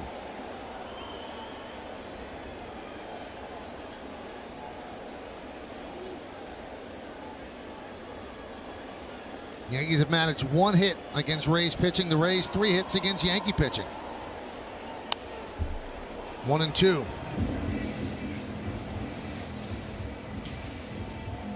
Yeah, usually the pitching duels are the starters. This is a pitching duel between starters and relievers. Everybody getting in the act today.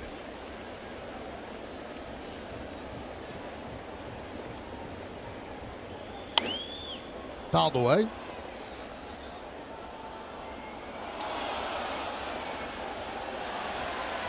That ball took 3 trips off a luxury box into the second deck and down into the lower stands here at the stadium.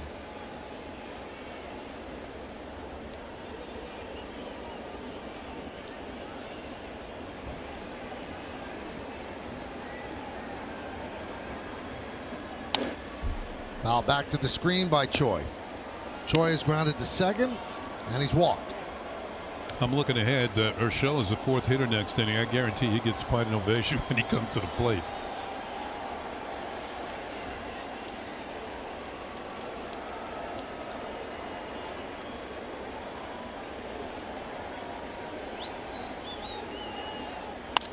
Line drive. It is a base hit. It gets past Odor, and it goes all the way to the wall. Choi, hustling, will go to second with a leadoff double here in the 7th.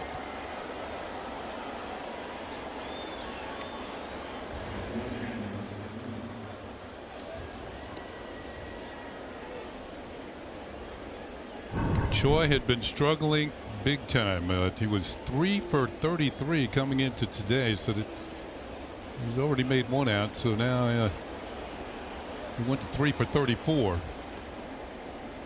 And now he's got a leadoff double here in the 7th. That'll bring up Zunino. He's 0 for 2.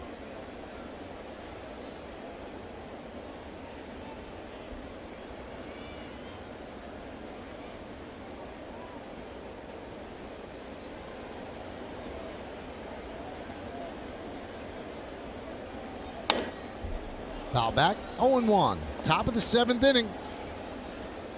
0-0 Yankees and the Rays. The stakes are high for the Yankees. They win, and they don't have to worry about anything. They're in the wild card. Whether or not they host the wild card, that depends on the other 3 games going on. But they win, they know they're in.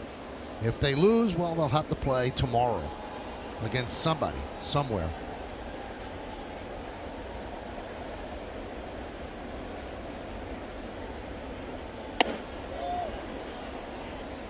One and one. Check swing.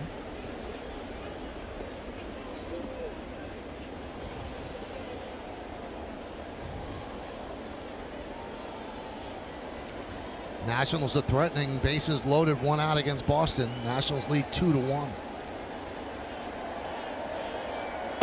Good slider.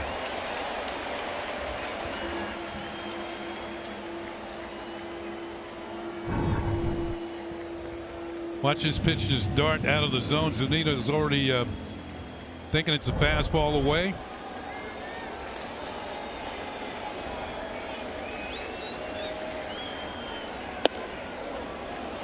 Fastball upstairs. 2-2.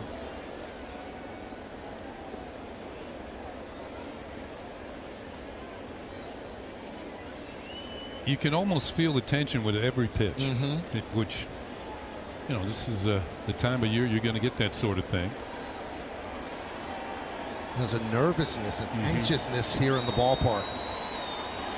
2-2. Swing and a miss. Got him. Tipped it into the glove of Sanchez. 1 away. And no advance by the runner.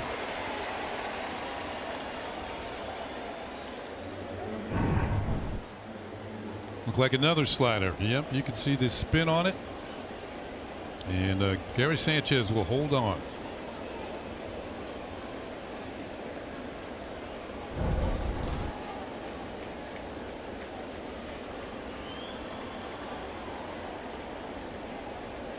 It was Joey Wendell.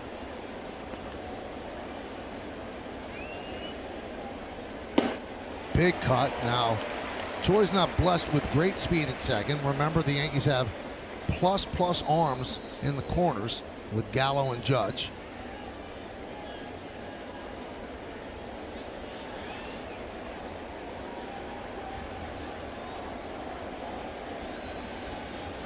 Wendell's 0 for 2 today. A strikeout and a ground ball to second. 0-2. That one stung a little bit. It looks like the Yankees are trying to keep the ball in on Wendell because he's very adept at hitting the ball to the opposite field. And he's going to have to walk this one off. Oh, jeez. Bad memories right there. The arms in the outfield, the red light in the corners, and you can attempt to go against Gardner according to strength of arm.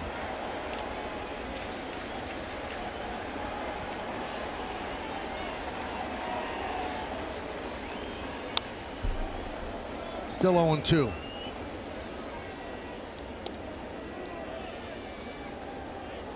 See, they didn't have all of that major league ranking when I was playing. It just, well, he throws well. Be careful. And it was up to you to know which outfielders did throw well. You know, there weren't any graphs or anything you could look at pregame. You go out and watch infield. Oh, he's got a good arm. I'm not going. That one is lined to right field. Judge makes the play. He'll fire to second as Choi hustles back. Boy, Wendell hit that one right on the screws. Yeah, that was a slider that kind of hung. And he did get the good wood on it. And the toughest play for an outfielder is the line drive directly at you. You don't have an angle to chase the ball. But Judge makes the correct adjustment, drifts back a few steps. It's hard to get the ball over his head. And Choi's going to remain at second. Yeah, that wasn't quite as easy as he made it look. 2 outs. Runner at second. Top of the 7th inning for the Rays. Here's Kevin Kiermaier, the 9-hitter in the order.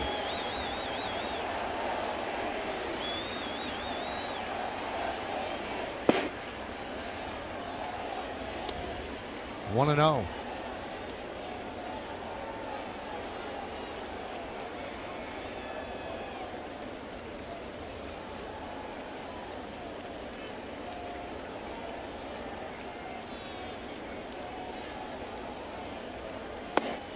There's a strike. Dropped the curveball in. 1-1. Yeah, he backed up one with another one. Missed with the first one, but not with this one. Sanchez trying to sell it to Angel Hernandez.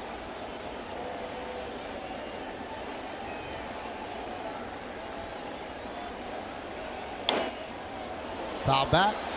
1-2.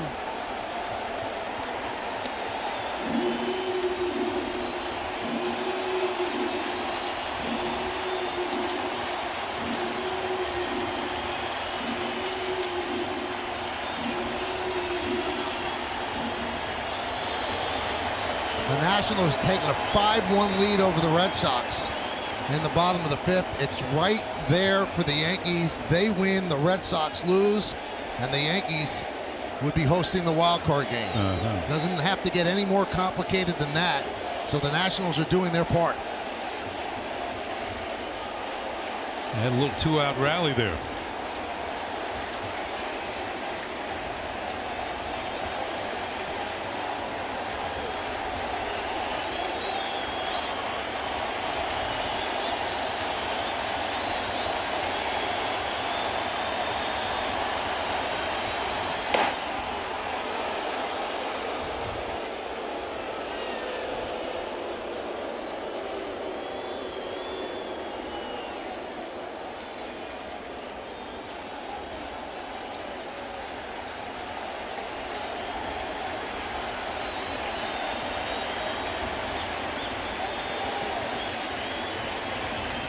Two balls, 2 strikes, 2 outs, runner at second, 0-0. Top of the 7th inning.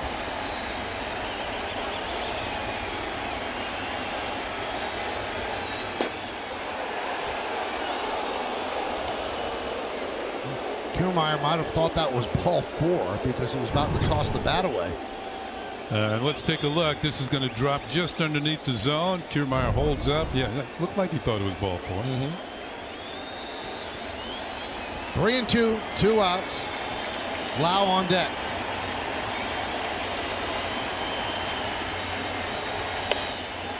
And he walks that time, putting runners on first and second with 2 men out.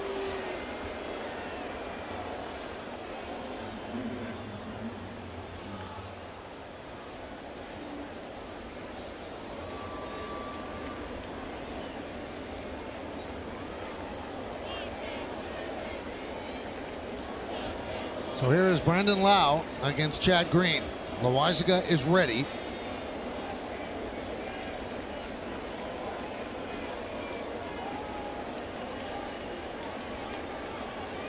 And the Yankees shifting. They move Odor into the second base spot in the outfield.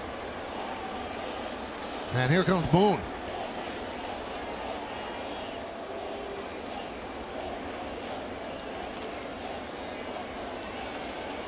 He's going to call on Loaisiga.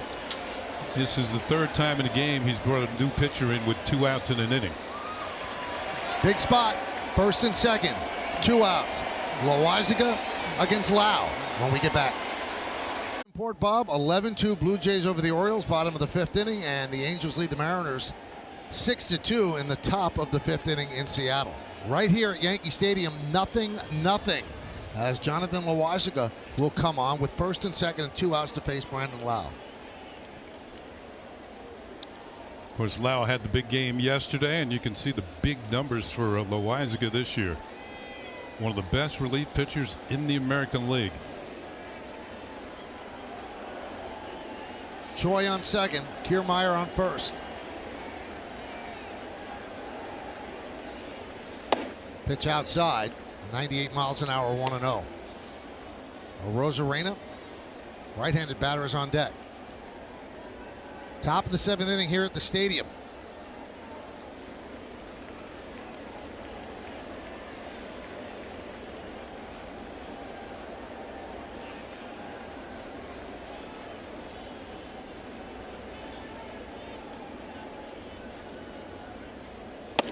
Ooh, right by him. 99-mile-an-hour heater. Put it in the easy pass zone.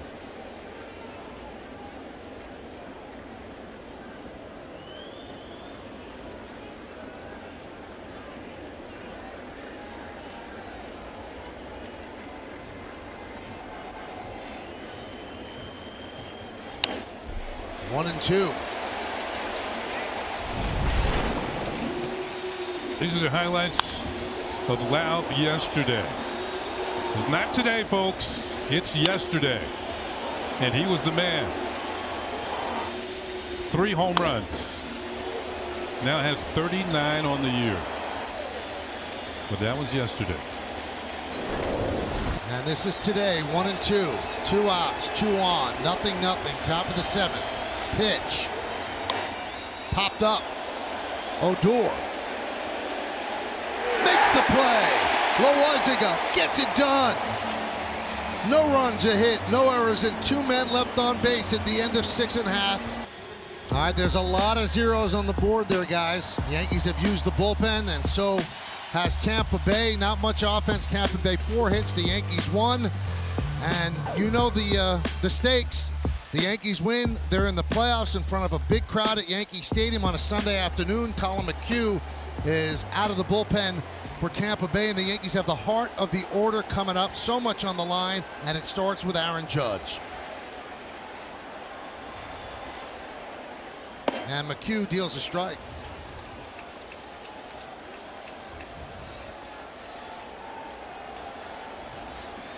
Judge is 0 for 2. A double play ground ball and a strikeout.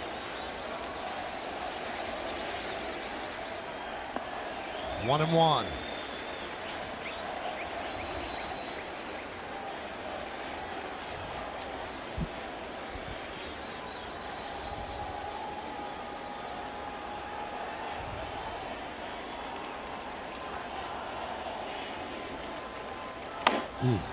Soft ground ball to second base. Lau gets Judge.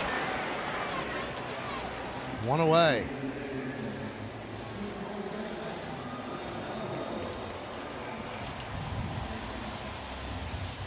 This copyrighted telecast presented by authority of the New York Yankees and may not be reproduced or retransmitted in any form, and the accounts and descriptions of this game may not be disseminated without the express written consent of the New York Yankees. What, are you giving me one more time to read that? I wanted you to read it one more time. You turned it down. Him and his sheet, I'll read it on the way home. All right, here's Stanton. There's a strike. 0-1. Stanton's 0 for 2. Nubber in front of the plate and a fly ball to right. Well, he and Judge have carried this team offensively since August 1st, hitting home run after home run in big spots, and this right here is a very big spot. 1-1. Fouled away, 1-2.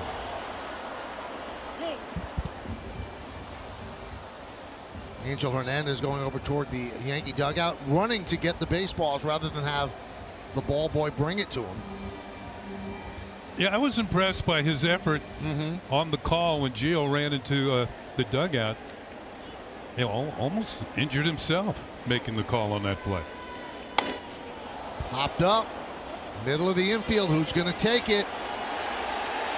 Ooh, Choi does, hitting into Wendell, but he holds on. And Wendell was calling for it, but Choi just took it for the second out. I think in that instance they both were calling for it. I don't see Choi. Choi's the taller of the two. It looks like Wendell's going to be okay, maybe stunned momentarily, but as of now he's going back to third base. Boom. Yeah, Wendell's going to lose that collision. Choi's a pretty big guy.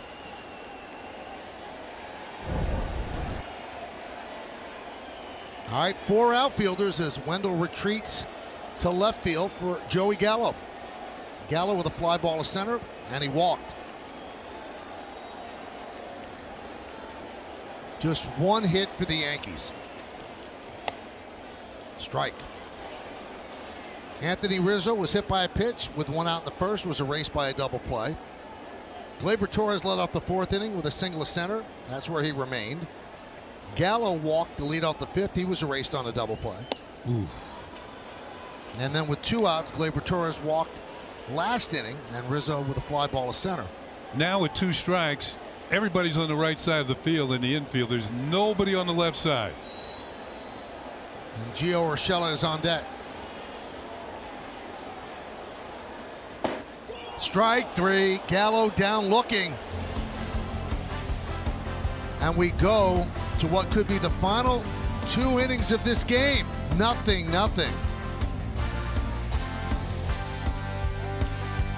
Enjoying the game from the judges' chambers and right, the staff of PS 41 in Greenwich Village.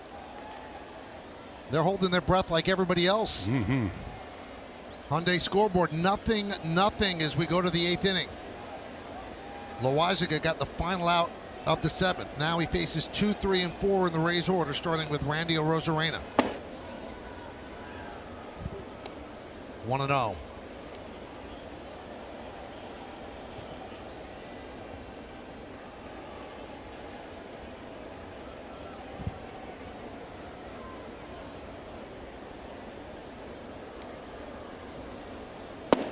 Good pitch. Good curveball, 1-1.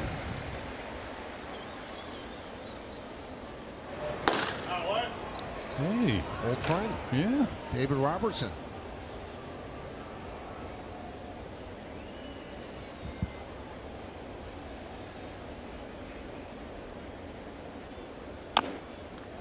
Dribbled slowly up the third base line, and Sanchez can't grab it in his haste, and Arozarena will reach.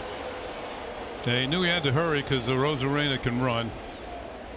And it was going to be a bang-bang play at first base, but once he didn't come up with it, it's going to go as an infield single. Arozarena sensing that he might have a hit, scampers out of the box, and in his quickness trying to be maybe a little too quick.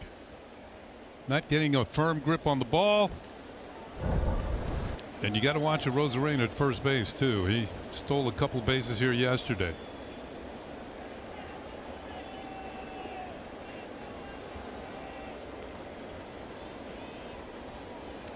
Here's Wander Franco.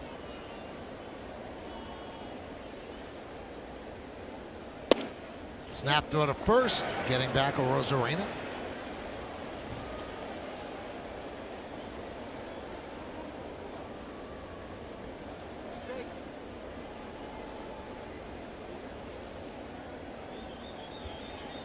So 0-1 on Franco.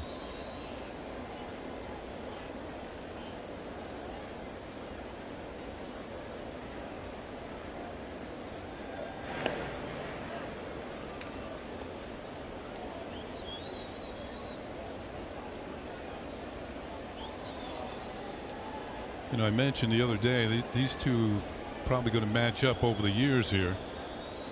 Young flamethrower, young and up and coming hitter.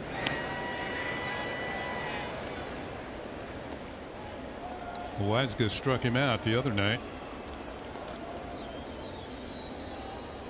on a lengthy at bat. Franco spoiled a lot of pitches.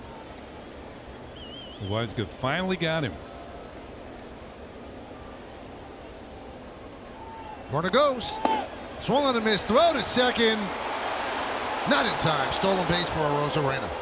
And the throw was a little high, and he was able to get underneath. If the throw was down a little bit more, they would have had a better chance to get him. But Rosarena, you had the feeling he's going to be off and running. Look at the speed. He turns to look to see where the ball is. Yeah, he's in there.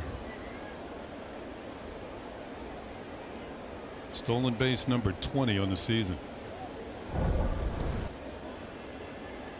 He's a 20-20 guy with 20 home runs and 20 stolen bases. And an 0-2 count on Franco.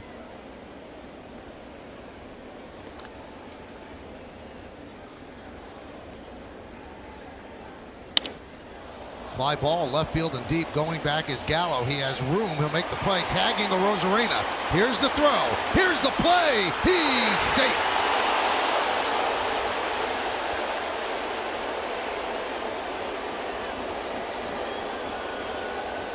Well, Rosarena showing off his speed, first stealing second base and now tagging up. It was a tough play for Gallo, even though he made it close, because he couldn't get much on the throw. He was kind of leaning backwards as he made the catch.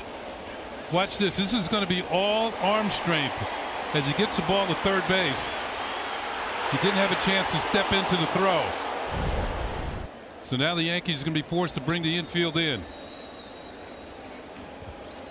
And here's Nelson Cruz. A Rosarena on third.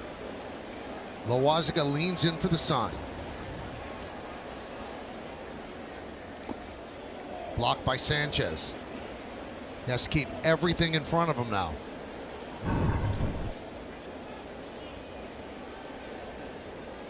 Laid it correctly, right off the chest protector, falls right in front of you.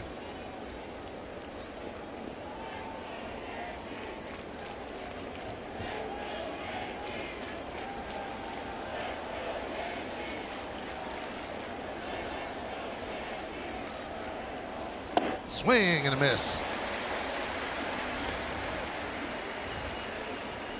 Man, he's got an electric arm.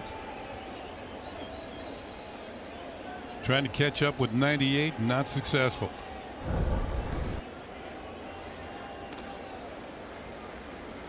On the right side of the infield, the toes are on the grass. Left side of the infield slightly behind, but all in. 1-1. Swing and a miss, 1-2. Good breaking ball. Loizaga knows what he has to do here. He needs a strikeout.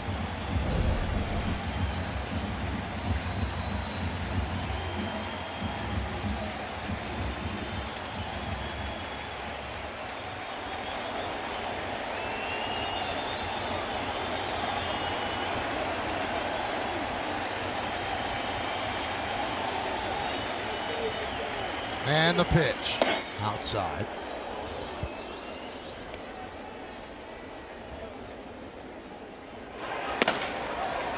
Chapman heating up. This is one of those games, even when you're watching at home, you got to take a shower after it's over. Man, just make you sweat. Make your nails bleed. 2-2. Oh, he just spoiled it. Fouled it right back.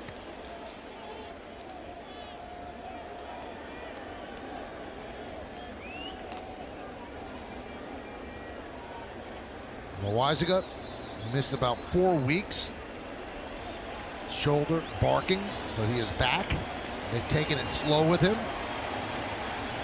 First time he's appeared in 2 innings in a game. He only got the final out of the 7th. 2-2. Swing and a miss. Got him. Fastball. Cruise down on strikes. Change location on him. Sliders have been down and away. This is that sinking fastball in with a lot on it. Every pitch had been away until the last one. And he didn't have enough quicks to get it. Look at Peralta. Oh, yeah. You the man. All right, so Matt Blake comes out and talks. So let's talk here, Kenny. Okay. Meadows has always been a problem for them. First base is open. It's a couple of left-handed hitters. After that is Choi. Mm-hmm. Are they thinking about passing Meadows to first? Choi's up next. I'm not so sure. I think they would have signaled by now. They're talking it over to see how Loizaga feels about this. Right. And then they might signal that Angel Hernandez trying to get things moving here. Yeah, it looks like he's. Are they moving him to first? I thought Angel Hernandez. Oh, you signaled it was a mound visit. Okay. Now, the other thing the Yankees could have done, they have Chapman ready. You could bring in the lefty to face the lefties, but that's probably not the move at this point. And then you have to worry about the wild pitch, too, because this stuff moves so much. So it's going to be Loizaga against Meadows. They probably gave him the choice. Mm-hmm. Rosarena is at third. We're in the 8th inning, 0-0.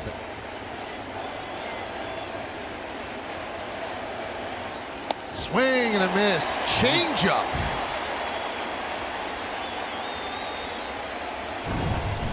If there's such a thing as an electric changeup, this is one. Meadows way out in front. So much on each and every pitch. 0-0, top of the 8th. 2 outs, runner on third base.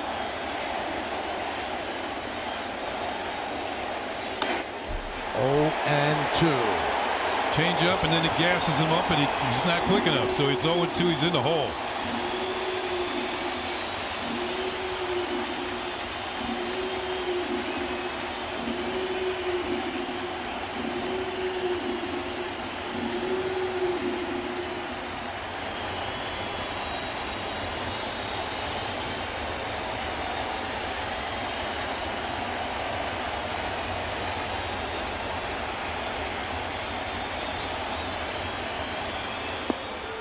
Ooh, good stop by Sanchez. He was set up away, and that ball was down and in. Watch him cover some ground here. Get across.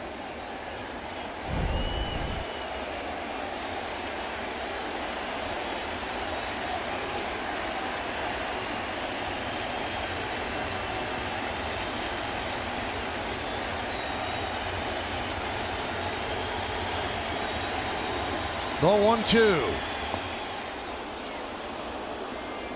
2-2. Rosarena dancing off third base, trying to get Loizaga's attention. Wow. Yeah, he has bothered the Yankees this year. 2 balls, 2 strikes, 2 outs. Too much tension. Runner at third base.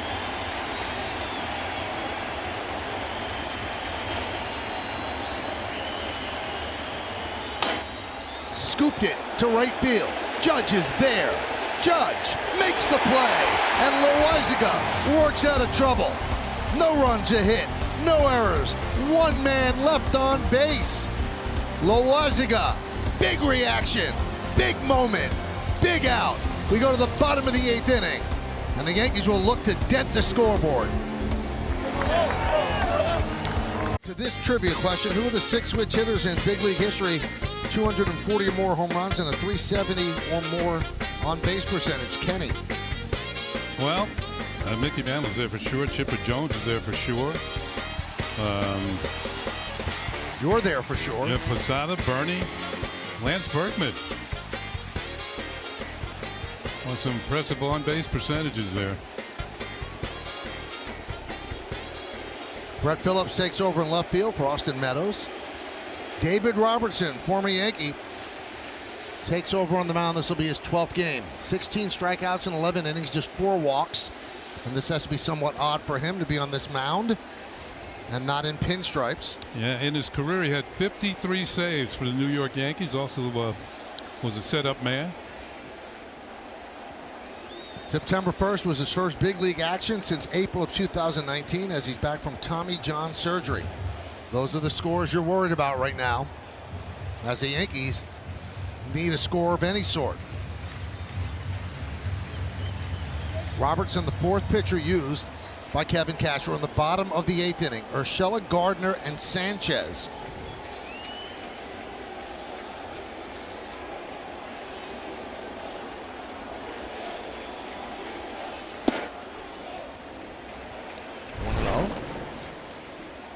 StatCast numbers on the catch by Gio Urshela. Covers 126 feet and survives the fall. Presented by Google Cloud. Count 2-0 on Urshela. Urshela's 0 for 2. A ground ball is short, and then he hit into a 4-4-3 double play. That was in the 5th. He's been one of the Yankees' hottest hitters of late. Last 12 games coming into today, hitting .364.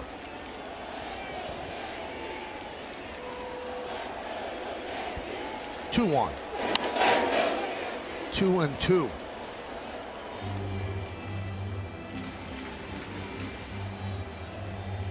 .36 years old, David Robertson from Alabama.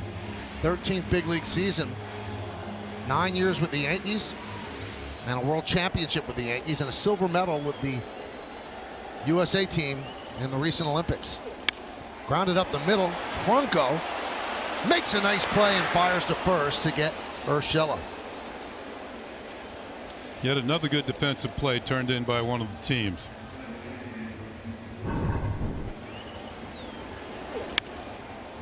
Didn't quite get all of it, or it might have scampered through into the outfield, but Franco comes up with it quickly to his feet. It unleashes a BB to first base. Pitcher appreciates great defense behind him. Here's Gio. There's a little hitch in his get along, but we'll see if he remains in the game. Well, now we have two of the guys on that 2009 championship team against each other. Robertson against Gardner. And the pitch is high. 1-0. Crowd of 40,000. 409 here at the stadium. Many of them moving between cheering and holding their breath. It's been that sort of day. It's been that sort of season. Ooh. Popped up. Just a hair late. Whoa! That's twice today that the Rays have collided. Franco said something. It looked like a Rosarena didn't like it.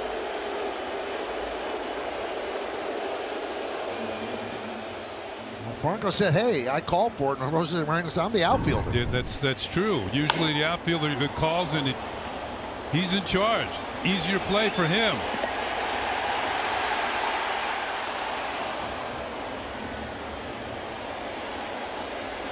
Whoa. Kiermaier trying to play the mediator there in the outfield. You know how emotional kids get, Ken. Oh, yeah. Just 20 years old, defending his turf and not liking it. So here's Sanchez. That was in the outfield. Is that his turf too?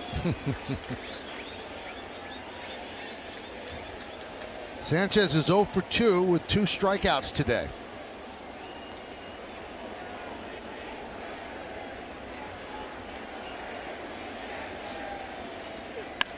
Driven down the left field line, but hooking foul.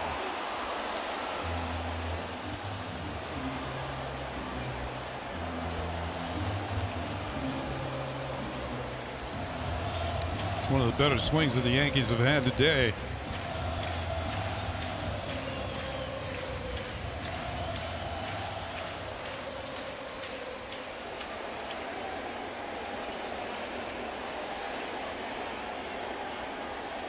The 0-2. Bounced up there. 1-2 on Sanchez. We're in the bottom of the 8th inning. It's 0-0 in a game the Yankees really need to have. They've managed just one hit, one single by Gleyber Torres leading off the 4th inning. They've had other base runners with walks and a hit by pitch, but that's been their offense on this Sunday afternoon. 1-2. Trying to get Sanchez to bite on a curveball in the dirt. Yeah, 2 in a row. Now the count is evened up.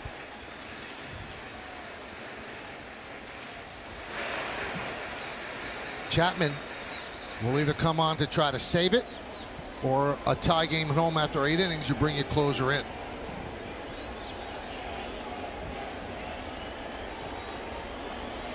Choi, Zunino, and Wendell due up in the 9th. And the 2-2. Lays off the fastball, 3-2 with Odor on deck. Yeah, 0-2 to 3-2.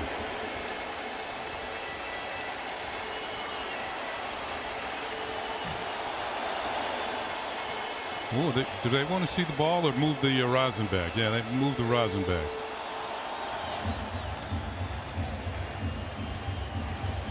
Robertson, number 3 on the Yankees all-time franchise list for appearances.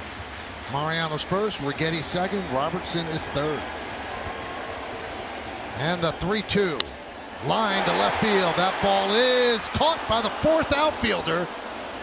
Brett Phillips makes the play for the final out. And the Yankees go down in order. We're going to go to the 9th. 0-0 on Yes. Yankees Baseball on Yes is brought to you in part by Delta, the official airline of the New York Yankees. Delta, keep climbing. By the Ford Explorer, the official SUV of the New York Yankees. Visit buyfordnow.com. And by FW Webb, the official plumbing, heating, cooling, and PVF supplier to the New York Yankees. Let's come down to the 9th inning. Andrew Velasquez will take over for Urshela at short. And on the mound for the Yankees is Aroldis Chapman. No complaints about the pitching in this game. Taillon started. Peralta, Holmes, Green, Loizaga, and now Chapman. All have done their jobs, keeping the Rays off the scoreboard.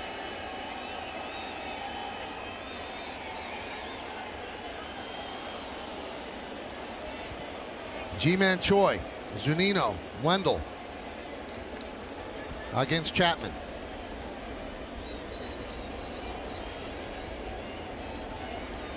Choi doubled his last time up. He is 1 for 2 with a walk.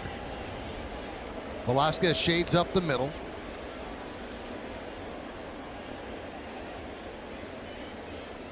And Chapman deals. Thought he had the corner. Long stare in at Angel Hernandez. Good sign when his first fastball is 99, so obviously feeling it. Usually everything plays off of that. But he does need to throw strikes to open up the other part of the arsenal. A 1-0. Oh, he dropped in a slider for a strike. Is that the other part you were talking about? Yeah. I thought One more part, splitter.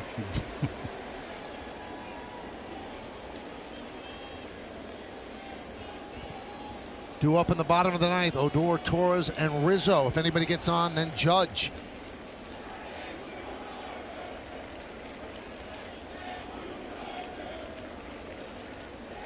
One. Slider is low, 2-1.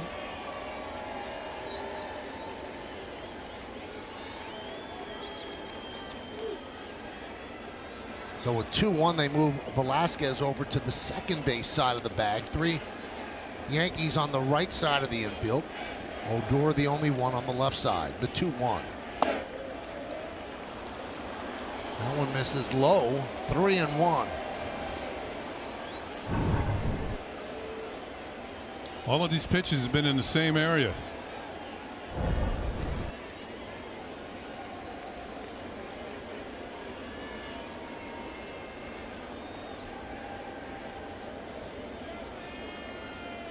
Swing and a miss.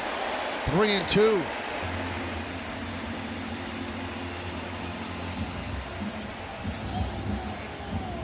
There is such a nervousness in the crowd that they seem somewhat reluctant to let loose. Before that pitch, it was eerily silent. People holding their breath.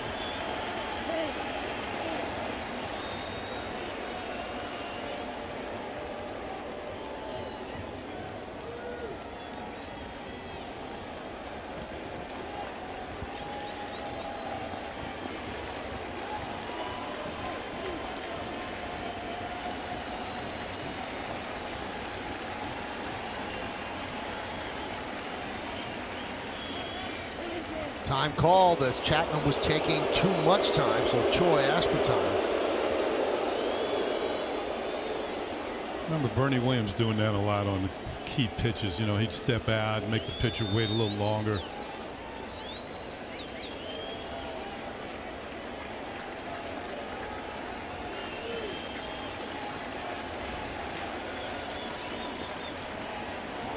Swing and a miss, he got him. Slider. Choi down on strikes. Didn't work.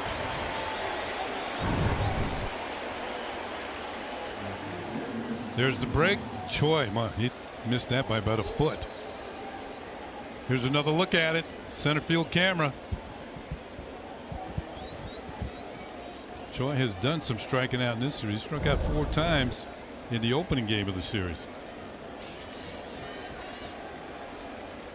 Here is Zunino. He is 0 for 3. Struck out his last time up in the 7th.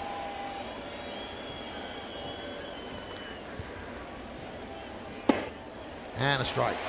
There's the splitter. So he's used all 3 pitches. Fastball, slider, and splitter. All in the minds now of the Rays.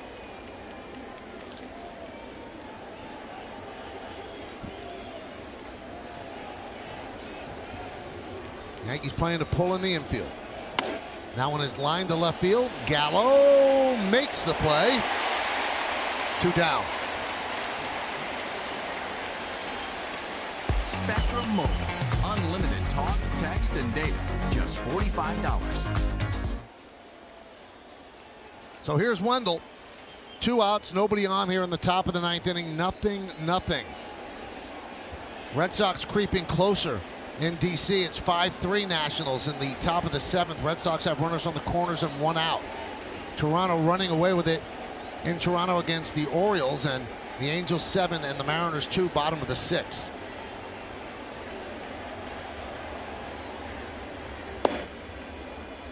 "100-mile-an-hour fastball misses, 1-0.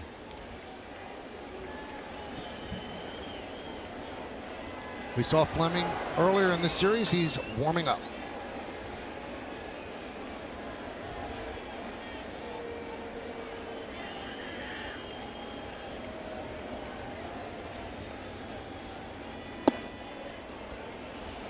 (2-0) with Kiermaier on deck.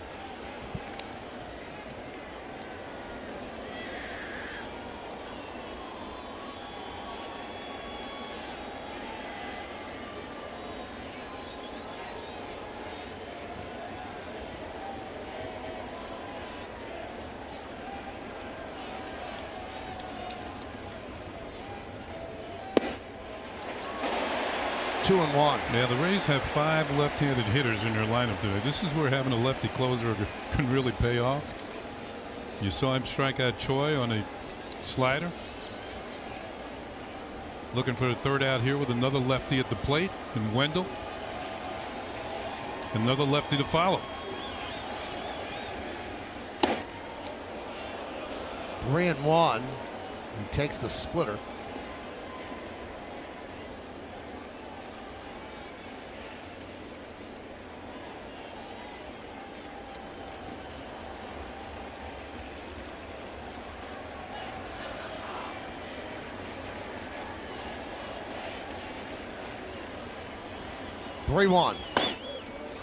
He walked him. Just missed. So 1 on, 2 outs for Kiermaier. Looks like they'll call Kiermaier back and send up a pinch hitter. It's going to be Margot. As you see that slider down and away out of the zone to Joey Wendell. So Margot will come up as Kevin Cash makes a move to a right-handed hitter. And Margot will stay in the game and play center field.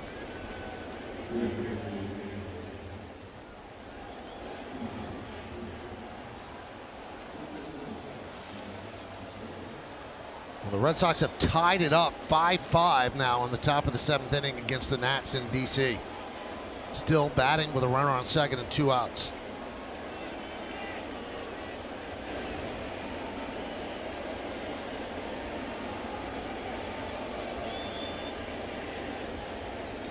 And the pitch to Margot. Popped up behind the plate, and that'll be out of play.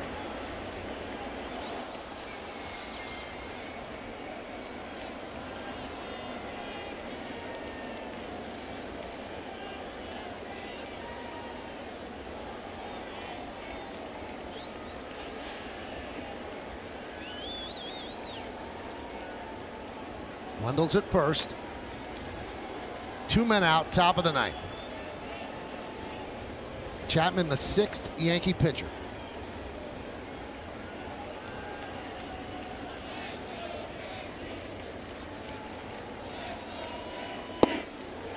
Gets the strike call on the outside corner, 0-2.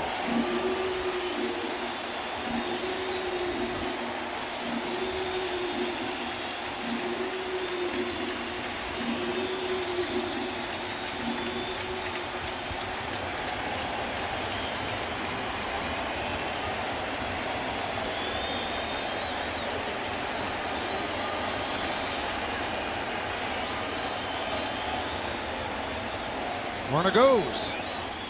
Pitch is low, so now Wendell in scoring position with the stolen base. Yankees did not throw through.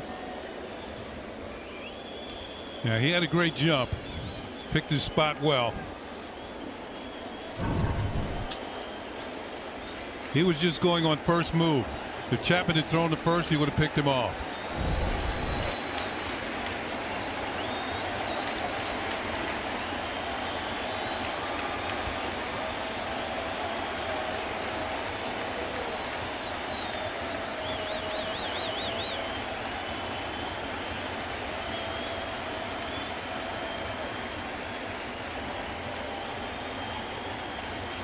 And the 1-2 pitch. Foul back.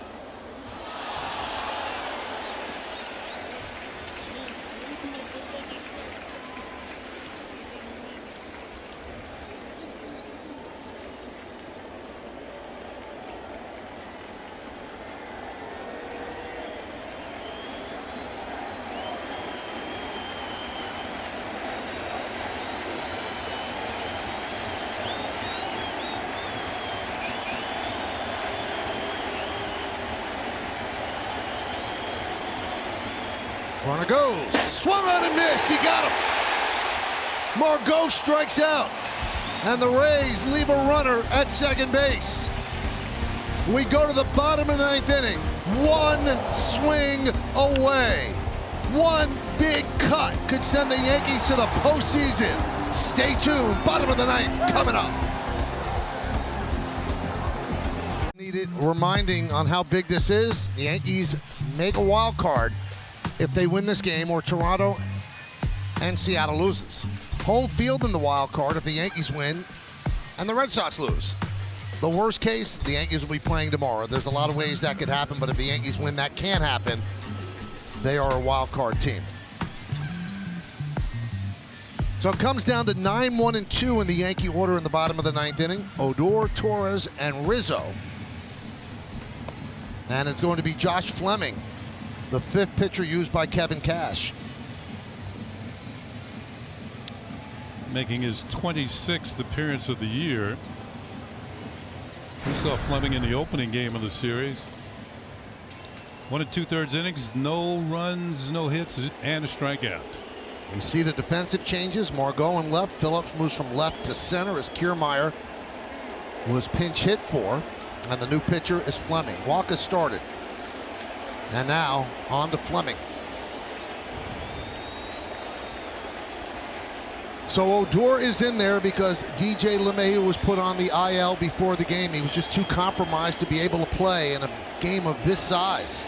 So Odor's taken over at third base and now batting ninth. 0 for 2. And a strike.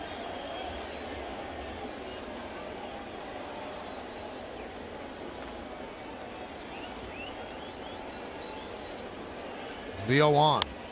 That one is looped into center field. It is a base hit for Odor. The Yankees have the winning run on base.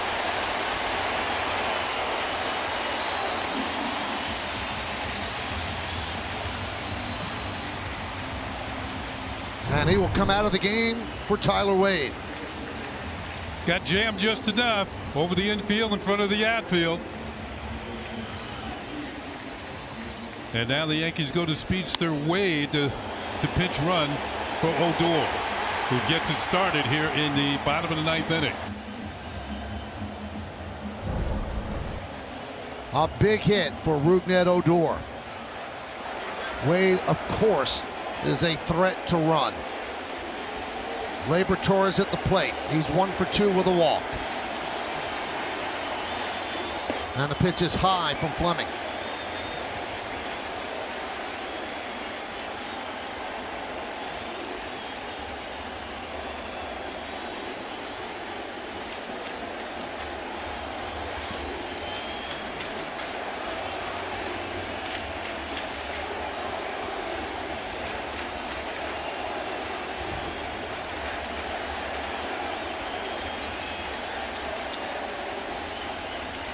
The 1-0. Foul back. And he's had some good swings today. Few just misses. Ball was just high enough.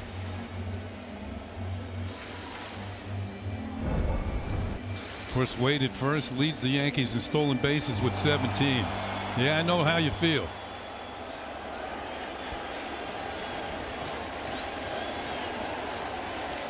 One and a bunt. Bunted foul. Trying to move Wade to second.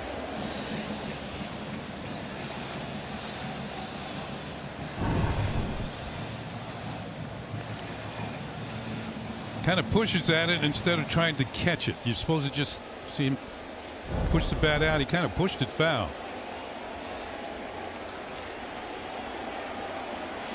Rizzo's on deck.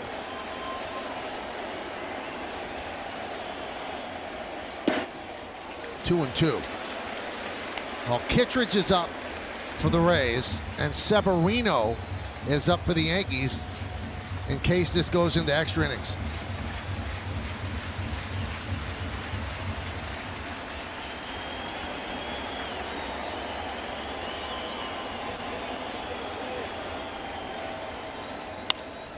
High fly ball, right center. Phillips back. Take up. Makes the catch. Tagging up is Wade. He'll go to second and make it.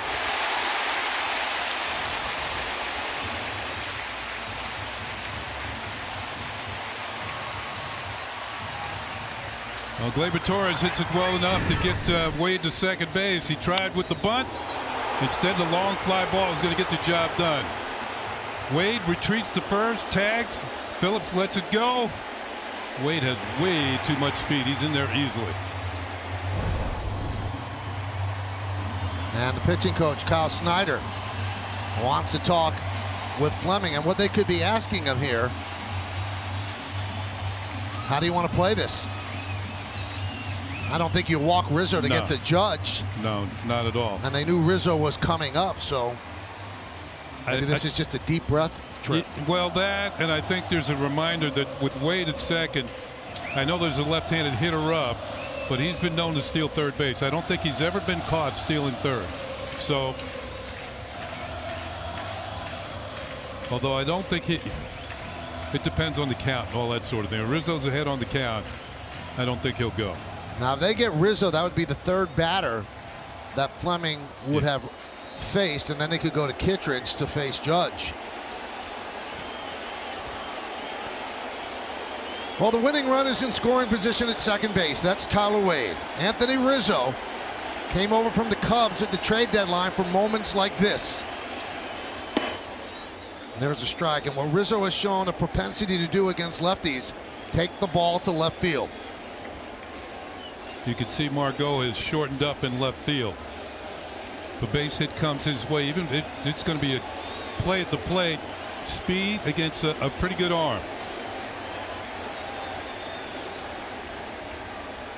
Outside. So let's check out the arms. Yellow light on Margot, red light on Phillips, and you can run on anything to right field to a Rosarena.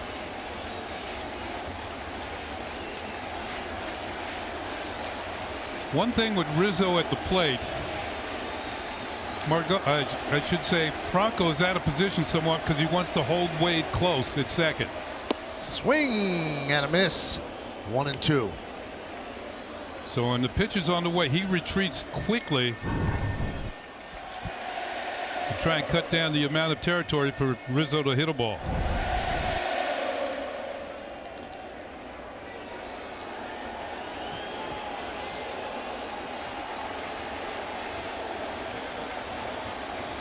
Wade leads off second. One man out. Bottom of the ninth. The 1-2. Line drive. It's a base hit to right field. Wade rounds third. And they hold him up. Now going to second is Rizzo as the throw was wide. And the Yankees have runners on second and third and one out. Nevin held him and then waved him, but Wade had already broken it down and stayed at third. See, but here's the issue. With Rizzo going to second, they're going to walk Judge. There's the solid single to right field. It's hit really hard. That's why Nevin held him up. The outfielders were playing shallow. Yeah, he almost threw the ball away. Wade sees the ball's in. He's thinking scoring. But Rizzo's going to continue down the second. And I don't think Judge is going to get the hit. Then we're going to get a new pitcher as well. Well, that'll do it for Fleming. The Yankees 90 feet away from going to the postseason. Judge against Kittredge when we get back. Yankees are obviously making their push for the playoffs, and tickets for the potential wild card ALDS and ALCS games at Yankee Stadium, they're on sale now. Secure your postseason tickets today by visiting Yankees.com/postseason and join the Yankees in their chase for 28th. Andrew Kittredge will come on. Yankees have runners on second and third. This will be the 57th game for Kittredge. First base is open. Stanton's on deck. What do they choose to do? Right now, the infield is in. Outfield comes in as well, not all the way. Looks like they're going to pitch to Judge. It does.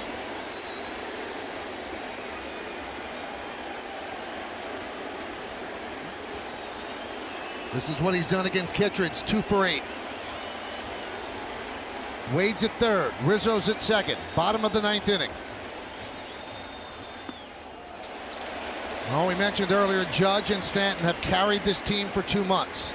Judge has put together an MVP caliber season. He's had 11 game-tying or go-ahead plate appearances in the 7th inning or later. He's done well in those. That's tied for the most in the majors. He has a chance to send the Yankees to the postseason. Swing and a miss. 1-1. He's 0 for 3 tonight.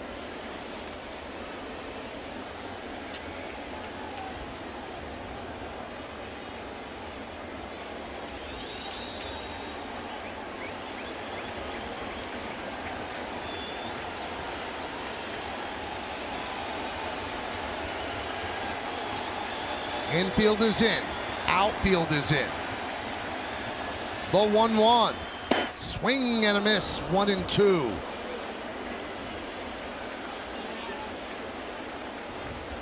Kittredge is yet to throw a breaking ball.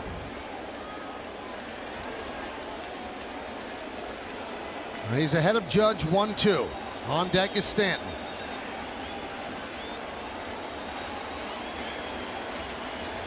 Anything gets away from Zunino, Wade could score.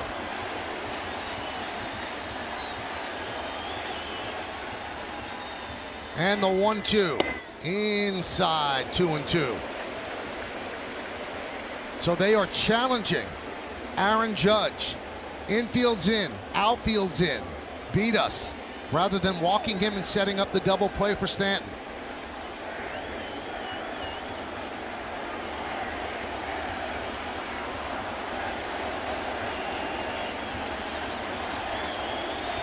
Two-two. Line drive. Here comes Wade. Here's the throw. He's safe. And the Yankees walk off into the postseason.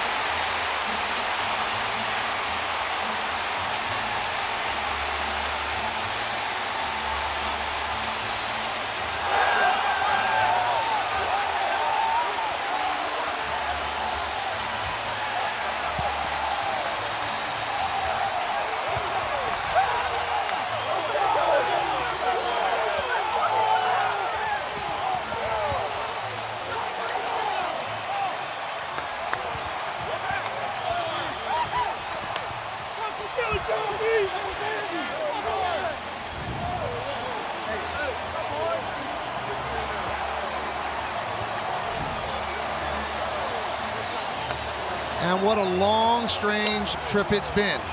The ebb and flow, the body punches, the great moments, the winning streaks, and it comes down to the bottom of the ninth inning.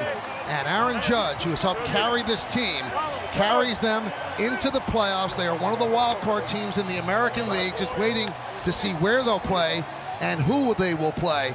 And Kenny, it had to end like this. Wow, unbelievable finish. Looked like Kittredge slowed it down, and that might have enabled Wade to score. Ball is hit hard, goes out to get it, gets good wood on it. Ball is slowed down by the pitcher.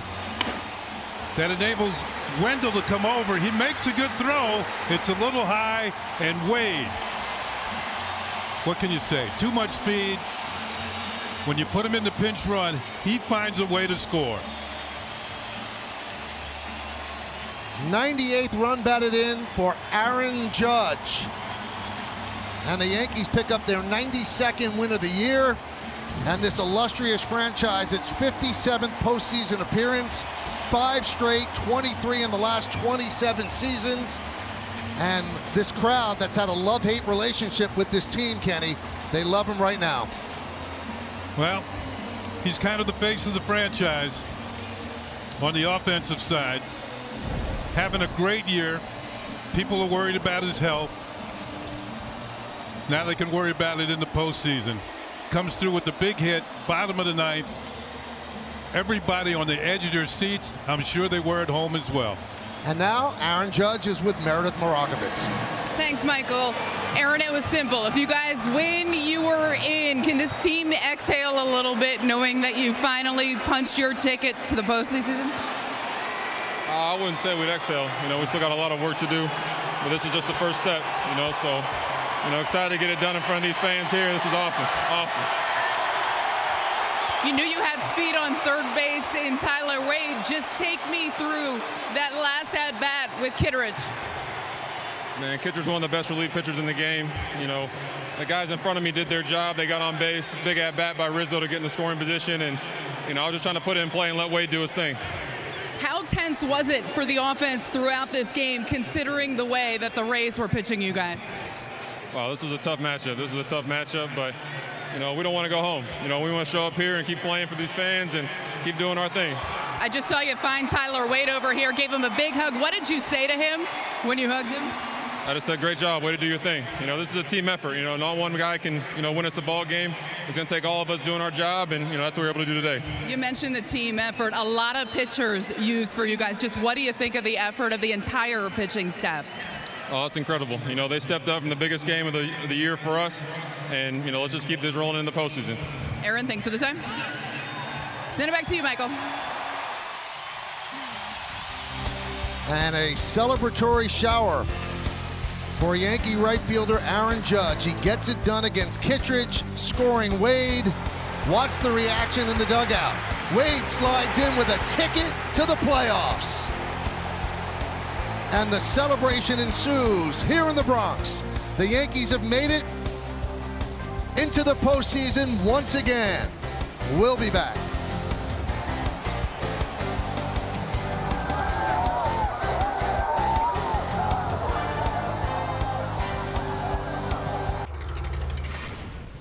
It'll be a 2-2 to Judge. Wade at third, Rizzo at second, 1 out. Scoreless, bottom of the ninth. Pitch. Swung on and lined up the middle. The throw home is not in time. Ball game over. Yankees win. The Yankees win and go to the playoffs. Well, that's some ending, huh? That's some ending. We still got a lot of work to do, but this is just the first step, so excited to get it done in front of these fans here. This is awesome. The guys in front of me did their job. They got on base. Big at bat by Rizzo to get in the scoring position, and I was just trying to put it in play and let Wade do his thing. Oh, it's incredible. They stepped up in the biggest game of the year for us, and let's just keep this rolling in the postseason. A very fitting way, I think, to end it, to get in on the last day, last inning, last pitch. Judgy, who's had such a great regular season for us, fitting that he would drive it in. And, we've been through a lot this year, and it's been a tough year. But it's a confident group, and we're in the dance now and looking forward to the opportunity to go chase something really special. Look, it started with J-Mo. J-Mo, frankly, going in, I was hoping for 1 inning, maybe 2 innings.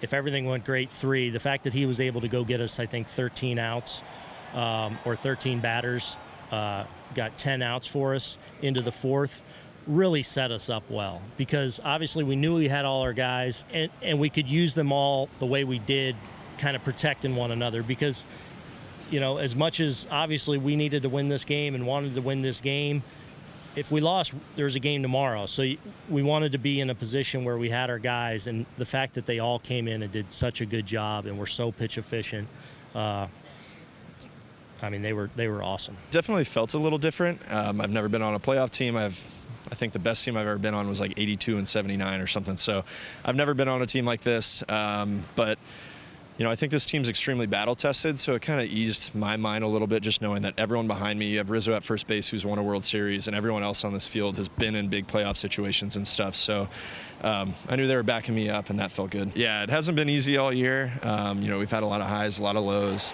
and I think it's something to be said about like veteran leadership. Just these guys just show up every single day. You look to a guy like Gardy, you look to a guy like Judge or Stanton, they just show up every single day like nothing happened the night before, whether it was good or bad. So I think that sets the tone for everybody else. These guys are battle tested. They were ready for it. It's been a crazy year for us, lots of ups and downs, but we never stopped fighting. So we were down last inning, and that's the guy you want up right there. Judge just had an unbelievable year, and I knew he was going to come through, and I was doing everything I can to score for him and get us to the postseason. So, yeah, I'm happy that we're going, and we're not done yet, but hopefully take this momentum into Boston and take care of business. I didn't think he was going to catch it, so, right when I saw it deflect, I was like, there's no way he's going to get me, and then I looked at Joey, and Joey was pretty much in a good position to make a good throw. But I got a good jump off the bat, and luckily I was safe. This is unbelievable. I love this city, I love this team, and I love these guys, man. It's so much fun to come to the field every single day and work and just compete with them. These guys are my brothers, and I'm excited to keep going. Before I got here, it was a roller coaster season for me, so I kind of just fit in with that peak and valley. It's just we knew it wasn't going to be easy, especially the Rays are such a good team. And when our backs are against the wall, we go on the road and go 5-1 on the road, and we come here and take care of business and win. Obviously, it's the last game, but it's just a lot of fight and a lot of never quit mentalities. I thought of Derek Jeter right away. Him just going into the stands. I don't remember what year, but just how lucky he was not to clip a corner there. He's going full speed. He thought he maybe had another step, and next thing you know, he's going down and just holding on to the ball there. It's just he went a long way, and he stays in the game, and just what a gamer. A big positive of playing in the big market is these games are like October. The fans are in it. Your heart starts beating again. You got to slow everything down. So we just came from Toronto and Boston, which it was the same atmosphere. So I think going into this wild card game, we were just in Boston. It was rocking Sunday Night Baseball. So I think it will be no different. It's a one-game take-all, and I know the Red Sox are going to be hyped, and we're going to be hyped. And I think it's really good for the game that, you know, this rivalry is going into the playoffs against each other. You know, last few days have been crazy. We knew if we just win one, and we made it pretty hard for ourselves there. But you know, it's exciting. I mean, this is why you play the game, is to, you know, get to the playoffs and try to make a run at a World Series and win a ring. So you know, very excited about that. It's my first time in the playoffs. You know, I've been in the league for 5-6 years now. So yeah, I'm very excited. Those 30 seconds of that ball hitting his glove and Wade coming across the plate and just like hearing that roar from the stadium and everybody running out there. That was just such a thrill. So I'll probably remember that. And then obviously the champagne in the clubhouse is a lot of fun as well. The fans are huge. The fans play a huge part in you know, in any game. So, you know, to have them on our side, to have them, you know, battling for us and being loud, it helps a lot. And it helps us against that other team, because they're going to start getting rattled. And you know, I think they played a huge part in today's game. It feels great. You know, covering us, you know, it's been a crazy, wild, tough year. Fitting that it would come down to the last day to get in. But I love our group. I love our guys. I love our compete. It hasn't always been perfect, but we're ready to take our shot and feel like we know we can beat anyone when we're at our best. He's doing all right. Obviously, he came out of the game. It was getting pretty stiff on him. I think all things considered, we got really lucky. From my vantage point, I mean, he looked like a missile flying in there, and it scared me to death. I jumped out and ran straight over there, not knowing what I was going to see. You know, I mean, you on the dead run like that, I mean, you go head first into that bench or something. I mean, really scary stuff. The fact that, you know, he just missed some key parts probably, but I know a really good bruise on his thigh. We'll see what we have, but scary play and a great play. And a guy that's, you know, wanting to go win. He was terrific. You know, I was hoping to get one inning, hoping to get two to three would have been great. And, you know, to go get us an out in the fourth inning, I thought he was really good. I thought he was in his delivery really well. You know, I think sometimes you have a little bit of an injury. It forces you to be a little more sound mechanically, perhaps. And I thought he was terrific. He gave us everything we could have hoped for to get. I think he ended up getting, 10 outs for us to that point of the lineup where we felt like, okay, we wouldn't have to overuse any of our guys and they could all kind of pick up the slack and protect each other. And, you know, in a game like that where worst case you're playing tomorrow and all these things, a great tone was set by J-Mo today. Look, we feel great about the stable of pitchers we have, the depth of pitchers we have. You know, obviously with getting Sevy back and getting King back in the mix and what he's meant, and obviously Wandy and Litke and Herman back now. All these guys have, you know, are capable of getting really big outs. And